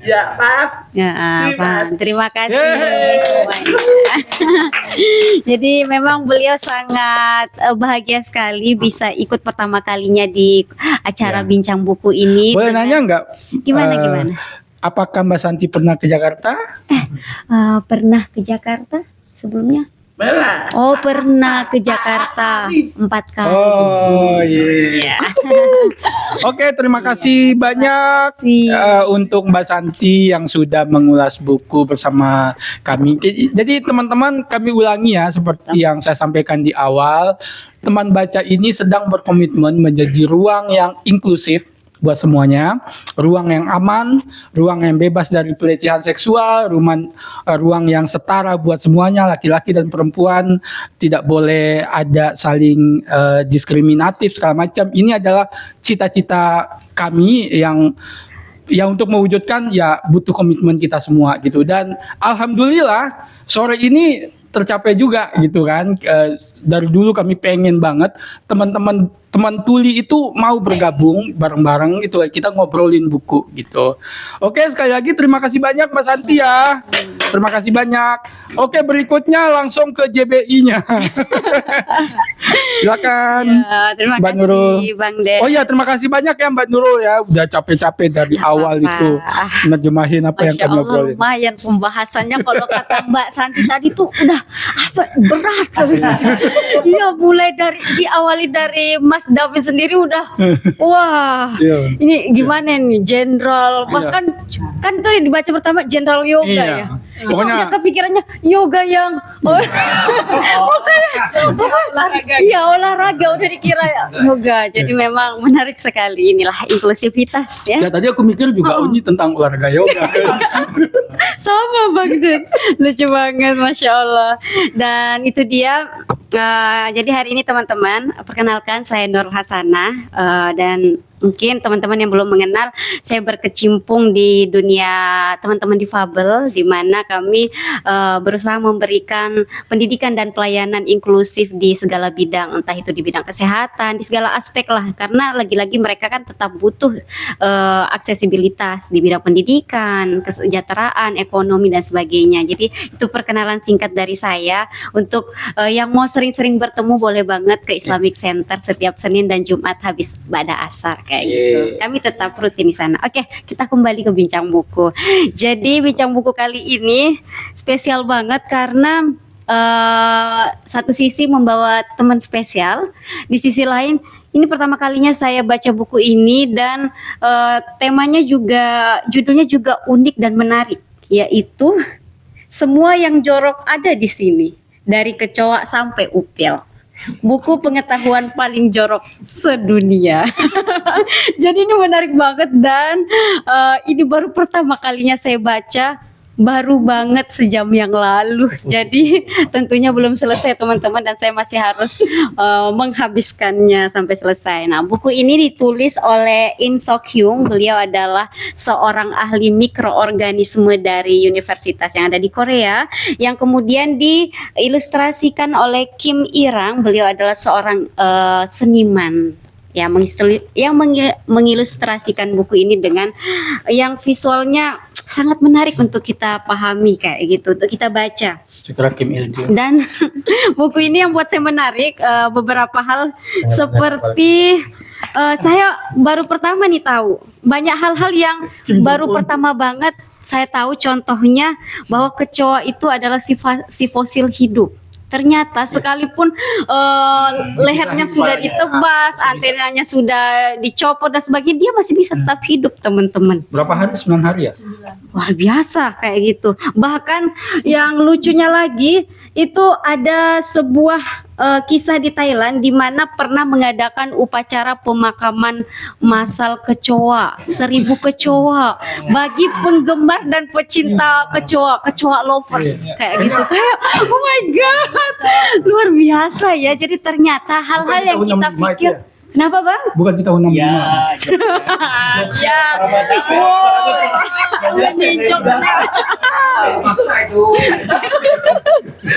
kayak bener-bener wah, ngeri-ngeri sedang.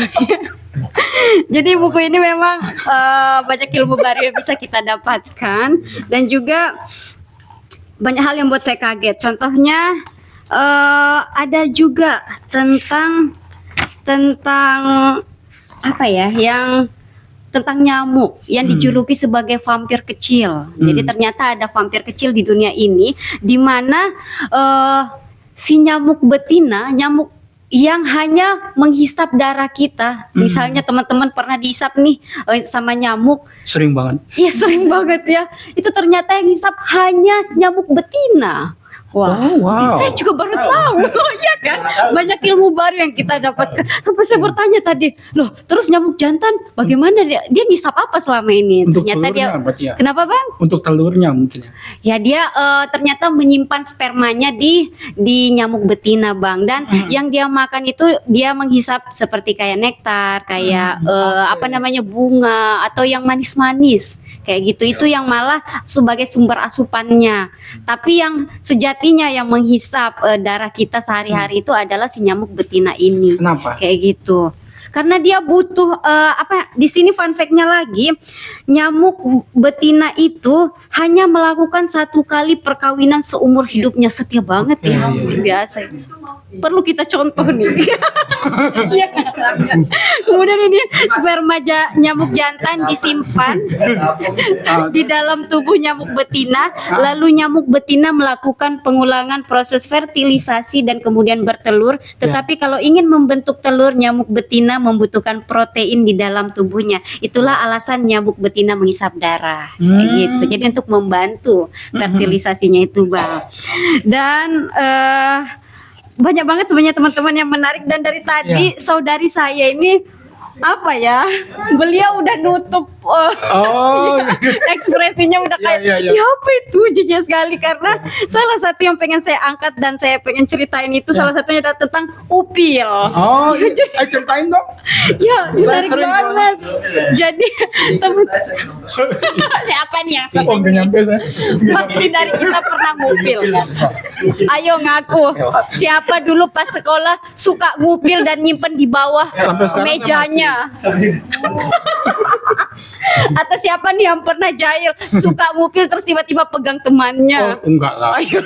Saya Nggak jaga etika. Nggak salah lagi Bang Ded. Saya nggak ke teman sekarang, ke istri. Ayo. Oke, terus gimana? Fakta dulu dong tentang Ya, upil. faktanya dulu nih. Jadi ingus itu mengandung upil. Dan Ya. iya. Dan karena kan kita punya indera penciuman ya, dan indera penciuman itu memiliki alat khusus yang berfungsi menyaring penjahat-penjahat yang tinggal di udara selama ini. Contohnya virus, bakteri, debu dan sebagainya. Dan bersyukurlah dan berterima kasihlah kepada sang penolong kita, dan dia juga dijuluki sang penolong, Boleh yaitu gitu. upil.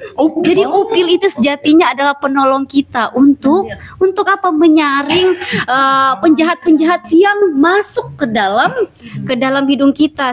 Bahkan dikatakan di sini bahwa upil merupakan hasil pertarungan dengan zat berbahaya seperti debu atau bakteri yang akan masuk ke dalam tubuh kita. Jadi berterima kasihlah teman-teman kepada upil. Ya. Nanti kita bikin kuburan massal berupil. Perayaan hormati. Jadi upil itu bukan sampah teman-teman, melainkan penolong dalam hidup. Wih. Luar biasa. Itu kira-kira ada dihubungkan nggak dengan yang di Kenapa? sini kita? Oh, itu juga ada Bang di sini. Untuk yang telinga, bahkan yang nyempil di mata kita. Kenapa? Tapi saya belum selesai baca. Oke. Dan itu beberapa yang fakta yang menarik tentang buku ini, dan ini rekomendasi banget teman-teman untuk teman-teman baca, karena ini sejatinya berhubungan dengan sekitar kita, mulai dari hal-hal yang berbau kayak makanan, kayak hal-hal jorok yang berhubungan dengan makanan yang kita makan. Contohnya di sini ada tadi kayak yang di sekitar kita ada kecoa yang imut dikatakan. Kemudian ada bakteri usus besar. Ada muntah. Kenapa kita tidak boleh menahan muntah itu? Karena itu adalah akumulasi dari zat berbahaya yang harus kita keluarkan. Kayak misalnya muntaber juga nih. Itu jangan ditahan dengan misalnya minum obat, malah harusnya dia dikeluarin, dikeloset kayak gitu. Karena kalau kita tahan dia akan mengganggu sistem pencernaan dan sebagainya. Jadi harapannya buku ini recommended banget untuk teman-teman. Gitu. Terima Tapi kasih. menurutku kecoa nggak cocok diberi predikat imut. Yang imut itu upil. Benar sekali. Oke, terima kasih banyak Mbak Nurul. Aku pikir biasanya dunia orang dewasa, dunia yang dipenuhi dengan hal yang rumit ya. Padahal hal-hal yang begini juga tetap penting kita ini gitu. Betul, sebagai edukasi. Ini juga membuktikan bahwa buku-buku di sini ternyata buku-buku yang bagus gitu ya. Benar. Informasinya subhanallah.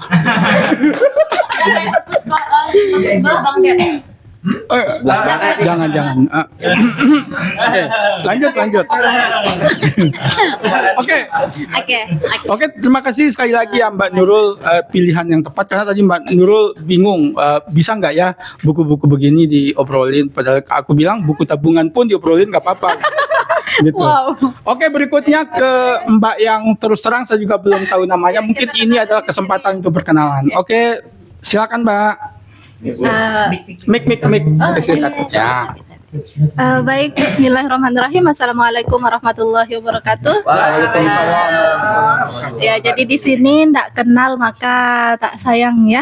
Ya, saya Zuratun Thayyibah. Saya adalah seorang guru di madrasah kecil di lingkungan saya. Sebenarnya Di mana ini Mbak? Sorry. di Bongor. Taman Ayu, wilayah pesisir PLTU Ciranjang. Ya, ini adalah paman saya. Nah, kebetulan Nyebut Taman Ayu langsung. diperkenalkan komunitas ini sama beliau. Waktu itu saya lihat postingan beliau di Facebook. Ya kok seru. Ini di mana? Bisa gabung nggak sih? Gitu. Saya kan kehilangan komunitas itu sejak saya lulus kuliah. Ya, dulu saya di MIPA Unram. Ya, waktu gadis kita punya komunitas taman baca, membina taman baca pesisir. Nah, setelah kemudian saya dedikasikan diri saya di sekolah yang menurut saya notabene itu kualitas literasinya itu sangat rendah. Terus gitu. Nah, terus jadi niatan saya ke sini juga bagaimana saya mencari ide supaya di sekolah saya itu bagaimana sih membangun literasi anak-anak di pelosok. Jujur, beliau saja ini yang literasinya agak lumayan itu kadang kita nggak dilihat gitu loh. Agak lagi ya bahasa kita nggak dilihat gitu loh. Anak-anak di sekolah saya itu bisa yang suka membaca itu bisa dibilang 1-2 orang dari seluruh siswa. Yang belum bisa baca ada, padahal itu tingkatnya MTS atau startup SMP gitu kan. Kepeduliannya terhadap buku tidak ada. Terus rasa hormat. Jadi saya bingung sendiri di lingkungan tersebut bagaimana menularkan kesukaan dan kecintaan kita terhadap buku sehingga ilmu pengetahuan kita berkembang. Kemudian dari segi etika dan pengetahuan juga ikut nanti kan. Nah, gitulah tujuan saya bergabung kembali dengan komunitas seperti ini yang lama sudah saya cari gitu. Nah, terus dua hari kemarin saya diingatkan atau 1 hari ya kemarin diingatkan besok bawa buku ya. Kita akan bincang buku. Bincang buku apa ya? Saya kayaknya belum baca buku deh. Baca buku pelajaran aja dari kemarin gitu.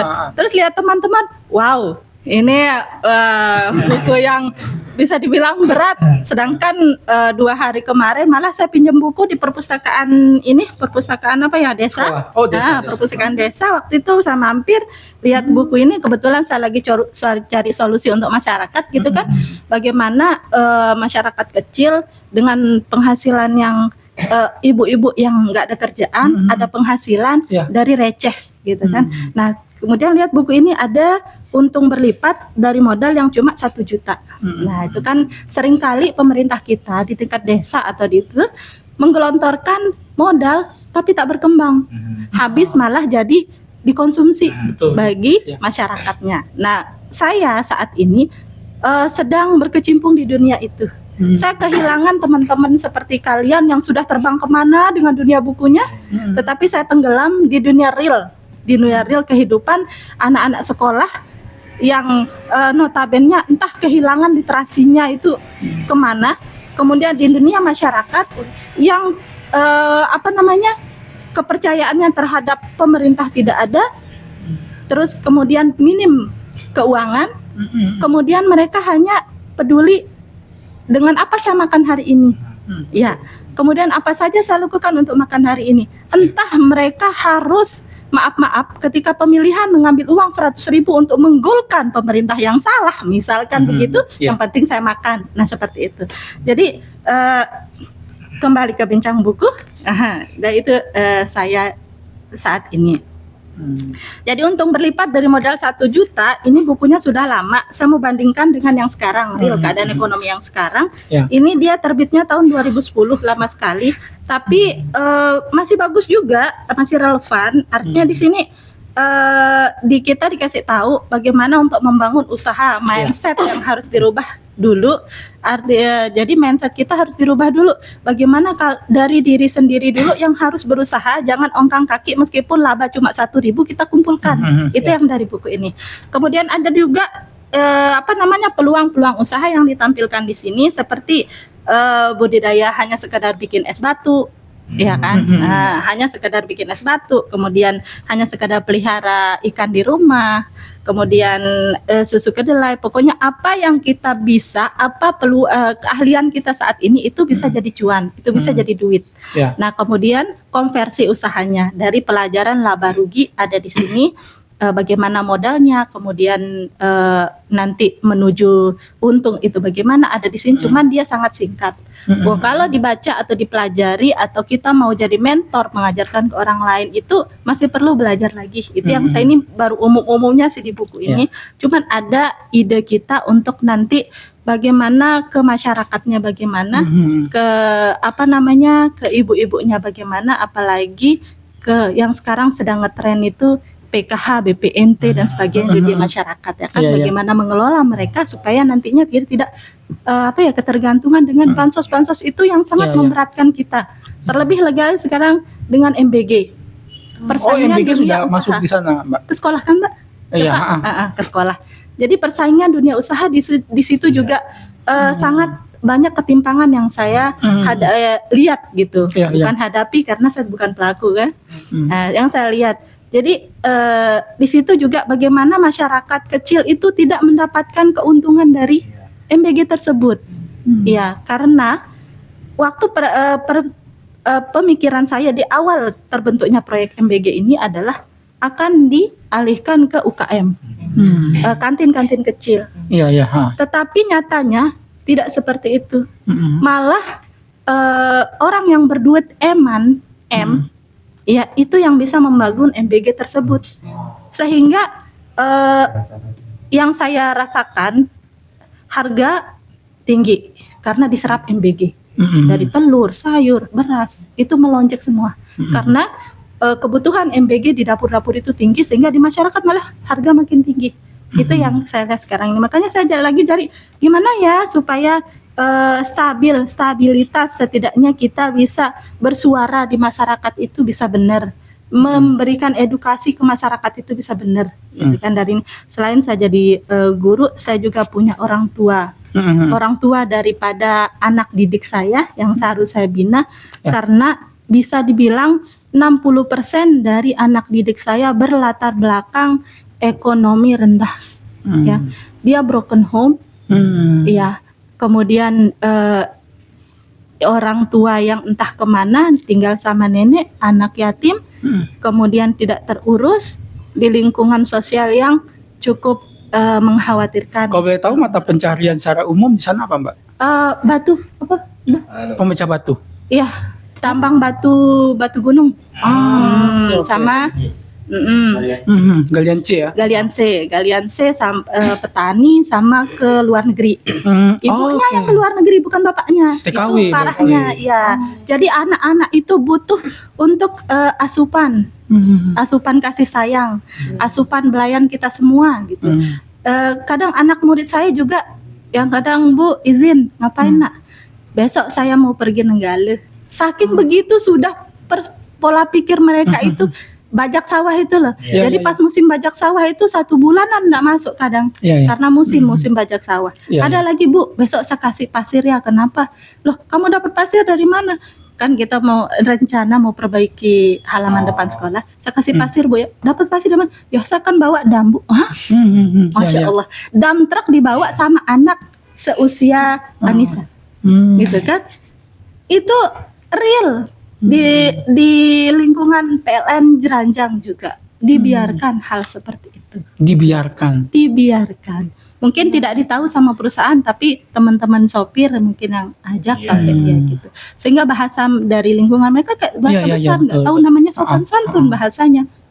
Suara besar, kemudian mereka itu kadang, apa sih kamu? Saya berani loh sama bapak kamu.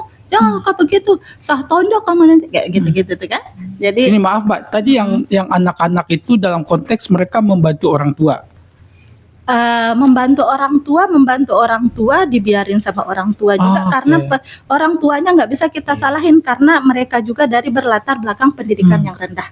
Mereka juga awal orang tua seperti itu karena buku tuh makan juga, sehingga mereka membiarkan anaknya seperti itu. Karena dalam konteks saya tidak ada orang tua yang bakalan tega anaknya untuk seperti itu. Tapi karena dari jalan itu anaknya bisa memenuhi kebutuhannya, ya dibiarkan seperti itu. Kalau angka pernikahan dini ada tinggi ya. Karena biasanya konteks masyarakat yang seperti itu biasanya diikuti dengan kasus. Saya punya siswa yang malah belum lulus sudah nikah. Tahun kemarin belum lulus nikah. Baru-baru lagi. Baru selesai tingkat SMP nikah. Ya. Itu banyak yang saya temukan di situ. Sampai per hari ini kita masih kasih mereka kesempatan untuk bisa ikut ujian ulang. Dikarenakan apa? Nikahnya pun itu belum seberapa cerai. Tapi masa depan kita mau usahakan untuk terselamatkan gitu, sehingga nanti ikut paket atau ikut apa yang jelas lulus dulu. Aman status karena belum ada catatan hukum. Iya. Mungkin dari itu dulu ya. Nanti makasih banyak Mbak. Siapa panggilannya? Zuri, bisa dibilang Zuri, bisa atau nama aja. Zuri. Makasih banyak Mbak Zuri. Oke, sekian dulu dari saya. Wassalamualaikum warahmatullahi wabarakatuh. Waalaikumsalam warahmatullahi wabarakatuh. Ini maaf saya agak sedikit excited. Maksud saya ini semakin istimewa ya, karena tadi kita sudah ada Mbak Santi, terus kita juga dibawa membumi gitu. Jadi kalau di dalam buku ini ada jenis pembacaan dua, yaitu referential meaning dengan textual meaning. Jadi referential meaning itu kayak semacam kita mencoba fokus ke membandingkan antara teks dengan kondisi yang terjadi sekarang. Referensinya ke masa sekarang. Jadi terima kasih Mbak Zuri sudah membuat diskusi ini, buku membumikan soal buku dengan kondisi sekarang. Karena menurutku juga buku itu sering disalahpahami sebagai dunia yang terlalu berangan-angan dengan teks, padahal enggak juga gitu. Jadi bisa kita pakai untuk mendiskusikan hal-hal yang sedang terjadi sekarang gitu, untuk menambah pemahaman, menambah kesadaran gitu. Oke, baik teman-teman, sekali lagi kita beri tepuk tangan untuk Mbak Zuri. Nanti kapan-kapan kalau ada waktu lagi mungkin boleh bergabung lagi gitu, berbagi cerita baru lagi. Rutin, dan nanti kalau misalnya kita ada jadwal baca buku, kan bisa siapin. Iya, bisa nanti ya. Jadi maksudnya bincang buku sekali-sekali mungkin di tempat lain gitu ya, misalnya di sana. Saya literasinya rada kurang. Oh, jangan Mbak, jangan. Jangan dilanjutkan gitu. Semua kita sedang belajar. Ya, jadi di sini ruangnya setara gitu ya. Oke, kita saling berbagi pengetahuan saja. Oke, lanjut langsung ke pamannya. Silakan. Assalamualaikum warahmatullahi wabarakatuh. Enggak masuk, bisa diputar dikit. Nama saya Nasruddin. Jadi mungkin udah tahu semua. Jadi minggu-minggu ini saya baca dua buku ya. Satunya Paradigma sama Pada Sebuah Kapal. Hadini. Paradigma dulu ini.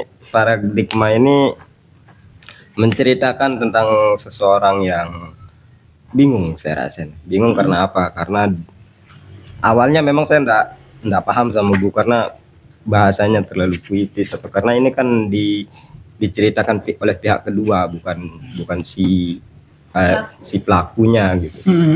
Jadi dia ceritanya pertama waktu dia kecil itu ditinggalkan oleh ayahnya dinas gitu, kerja gitu kan, pokoknya entah pegawai apa saya lupa, cuman dia jarang pulang, sebulan sekali baru pulang. Nah dari situ dia beranggapan bahwa ayahnya jahat waktu dia kecil. Itu mungkin karena namanya anak kecil ya, nggak ngerti bahwa ayahnya nggak pernah datang, nggak pernah nengok ibunya. kirim uang juga jarang. Jadi dari situ dia dendam sama bapaknya. Dendam karena enggak pernah pulang, sama enggak pernah diperhatikan lah gitu. Lalu ketika dia dewasa, pada suatu hari waktu dia kecil itu, pada suatu hari ibunya ke pasar. Dia kerja, dia pasar mungkin lagi beli apa gitu kan, lagi jadi karyawan toko atau apa. Dia ditabrak waktu itu kan sama mobil. Nah, dari situ kebencian sama ayahnya itu semakin menjadi-jadi.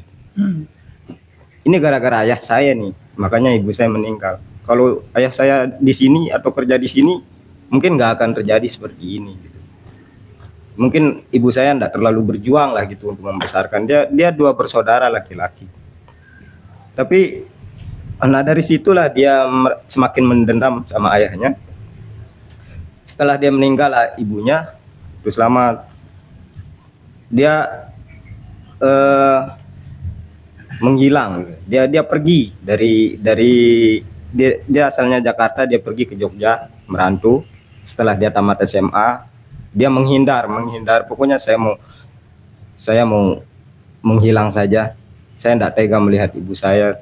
Ketika itu dia udah yatim piatu, tapi dia tinggal sama neneknya. Dia menghilang.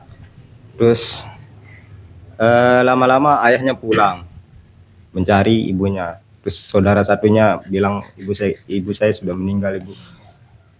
Dan saudara saya juga sudah minggat ke Jogja. Dia bilang, oh kalau gitu kita sama-sama cari ke sana, nanti kamu kuliah di Jogja juga. Lama dia cari, terus enggak taunya sampai di Jogja dia satu kampus sama saudaranya. Nah, saudaranya ini sudah ganti nama, sudah ganti identitas. Pokoknya penampilannya nyeleneh gitu loh. Supaya tidak dicari sama bapaknya, supaya tidak dicari sama saudaranya, dia ganti identitas, dia jadi transgender gitu kan.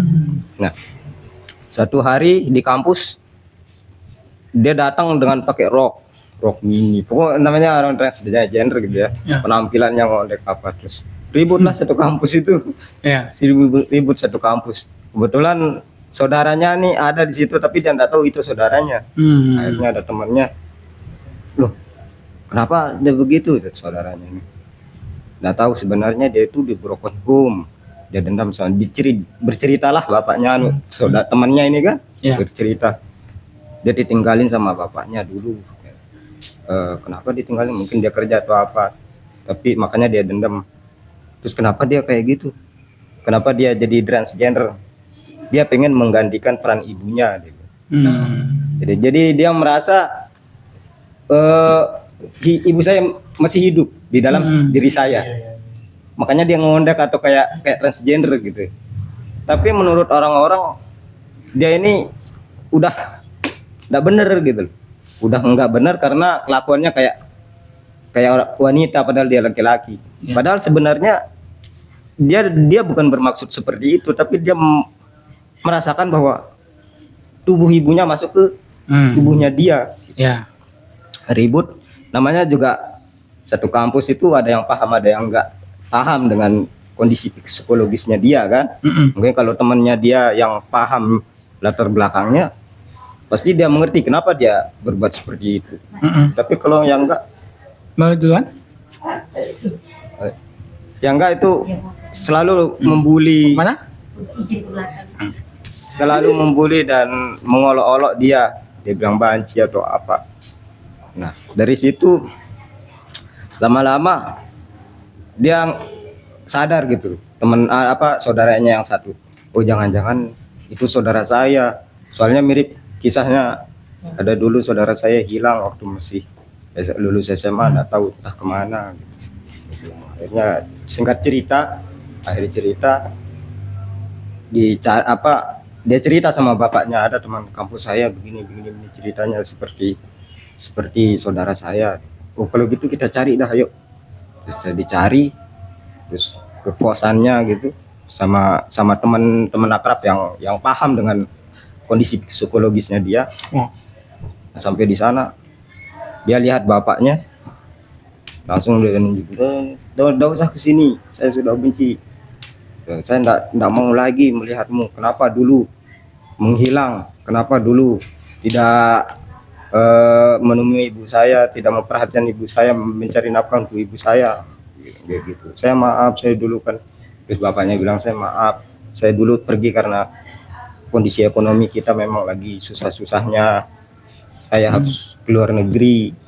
Nah, terus lama-lama akhirnya dia sadar gitu kan.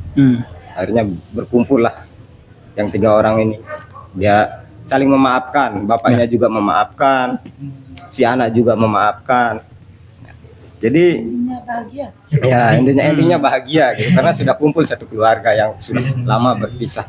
Pas Idul Fitri enggak? Nah, jadi bagus juga, makanya nih buku ini bestseller. Ya. Ternyata lumayan bagus karena ada psikologisnya, ada kadang juga mungkin ada relate bahwa ternyata transgender itu bukan karena dia nakal, mungkin ada psikologis yang lain yang kita tidak tahu kenapa dia seperti itu kan gitu. Bukan berarti ketika melihat kita teman kita bencong misalnya, terus kita beranggapan dia nakal, dia apa, mungkin tidak tahu kehidupannya dia seperti bagaimana dulu waktu dia kecil, mungkin waktu kecilnya normal saja, setelah dewasa karena kehidupan marat-marit akhirnya dia berubah. Jadi kita dituntut untuk berpikir positif terhadap kehidupan orang lain. Kenapa dia begitu? Kenapa kita tidak boleh langsung menjudge gitu ya orang lain itu nakal atau apa? Mungkin karena kita tidak tahu latar belakangnya seperti apa. Jadi itu cerita buku Paradigma ini. Ya. Itu saja dulu karena yang satunya NHD ini belum selesai. Cuman Sip. Ya. Ya baru berapa halaman itu. Jadi Terima kasih banyak Om Nas, Om kita semua. The last but not the least, kepada kawan kita yang baru datang, nampaknya juga baru pertama ya? Iya. Silakan perkenalkan diri, sekaligus mau promosi untuk ngasal. Iya. Jadi assalamualaikum warahmatullahi wabarakatuh. Waalaikumsalam warahmatullahi wabarakatuh. Perkenalkan, nama saya Rudi. Jadi ini pertama kali ya saya juga di sini buat ikutan mengulas buku, bincang buku. Dan tadi sekalian sih saya bawain buat Kang Deddy. Siap, aman. Majalahnya. Fanzine lah istilahnya, bukan majalah besar gitu. Tapi saya nggak mau nggak mau bahas tentang zin itu ya. Jadi saya bahas tentang buku inilah, Siapa Orang Asli Palestina. Buku ini belum kelar sih saya baca, baru sampai 65 halaman, sekitar kalau banyaknya itu sekitar hampir 200 halaman lah. Jadi di sini tuh saya mendapatkan suatu hal yang kayak menjadikan saya tuh lebih yakin bahwa Palestina ini adalah negara yang emang berhak atas negaranya gitu. Karena di dalam sejarah gitu kan banyak yang diubah-ubah gitu, apalagi oleh media-media barat. Salah satunya seperti media barat dulu kan istilah Islam teroris kan dari mereka. Jadi di sini tuh dijelaskan dari awal tuh siapa sih orang asli Palestina gitu kan, siapa sih yang berhak atas tanah Palestina gitu. Jadi saya singkat di sini, orang-orang asli Palestina itu bernama suku Amori namanya. Suku Amori. Suku Amori ini di sana itu sekitar abad 3 sebelum Masehi dia, dan terpecah menjadi 7 suku. Yang saya ingat ada suku Amori sendiri, suku Kanaa, sama suku Yebus namanya. Jadi dikatakan di sini di halaman pertama oleh Dr. Nahum Goldman seorang dokter dosen dari Israel sendiri malahan yang mengatakan kalau Israel itu tidak berhak atas tanah Palestina secuil pun dia tidak berhak gitu. Karena yang berhak itu emang Palestina sendiri, karena Israel itu menganggap tanah Palestina mengubah namanya menjadi negara Israel gitu, menganggap dirinya sebagai berhak atas tanah Palestina ketika Israel menyerang Palestina pada saat sekitar 1220 sebelum Masehi, yang dari sumber yang terpercaya dari Israel atau Yahudi gitu. Jadi di sini dijelaskan bahwa Yahudi atau Israel atau Zionisnya itu mereka tuh dari sejarah dari dulunya emang orang-orang yang rasis gitu, bukan bermaksud untuk mencela gitu, karena mereka orang-orang yang rasis karena dari Taurat pun dijelaskan seperti itu. Mereka tuh emang orang-orang yang pembuat kacau udah bilang. Jadi seperti itu dikatakan di sini itu sedikit saya ceritakan. Dulu sebelum disebut sebagai negara Palestina, negara Palestina itu disebut sebagai tanah Kanaan, dia bilang. Jadi tanah Kanaan ini dihuni oleh suku Amori yang terpecah menjadi 7 suku, salah satunya suku Kanaan. Lalu suku Kanaan terpecah lagi menjadi beberapa suku, salah satunya suku Yebus namanya. Lalu kita sering salah mengartikan juga siapa sih, apakah Israel, Yahudi atau Zionis itu sama gitu. Padahal itu semua berbeda. Karena waktu itu sorry saya agak ngeblank. Santai-santai. Ya. Jadi siapa sih orang Yahudi gitu? Orang Yahudi itu sebenarnya orang-orang yang terdiskriminasi sebenarnya pada zamannya, dia bilang. Itu yang disebut sebagai Yahudi. Lalu siapa sih Zionis itu atau Yahudi Zionis? Jadi Yahudi Zionis itu adalah orang-orang dari bangsa Turki, Mongol sama Finlandia waktu itu sekitar abad 1 Masehi datang ke Eropa. Lalu sejak itu mereka berhasil membuat suatu suku yang besar dan kerajaan yang sangat dikenal, yaitu bangsa atau kerajaan Khazar namanya. Waktu itu sempat berkuasa sekitar 500 tahun itu. Lalu dikalahkan oleh bangsa Slavia. Jadi siapa sih Zionis itu? Zionis itu adalah orang-orang Turki, Mongol, Finlandia yang dulunya seorang penganut pagan gitu kan, agama pagan.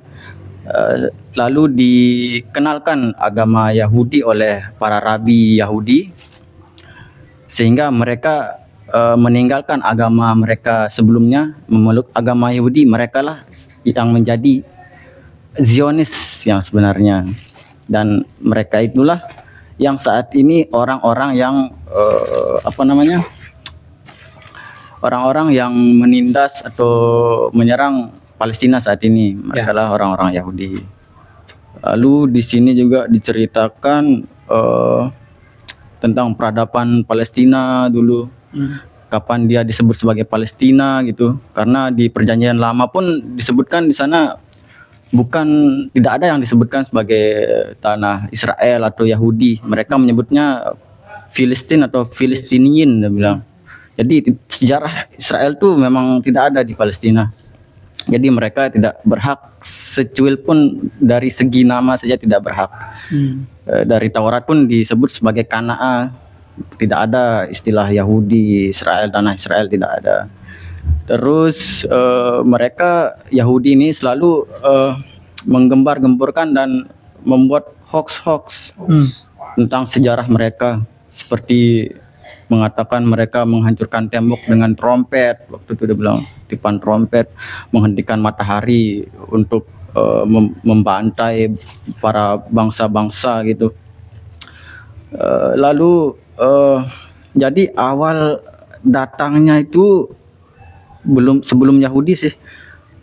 Dulu di zaman Nabi Ibrahim sekitar 2000 sebelum Masehi, datang ke tanah Kanaan kan, tanah Kanaan. Beberapa lama dia di sana menetap bersama kaumnya di tanah Kanaan, sampai beliau Nabi Ibrahim memiliki keturunan yang yaitu kan yang kita tahu seperti Nabi Ismail kan, Nabi Ishak, lalu Nabi Yakub dan Nabi Yusuf gitu. Jadi Nabi Yakub inilah sebagai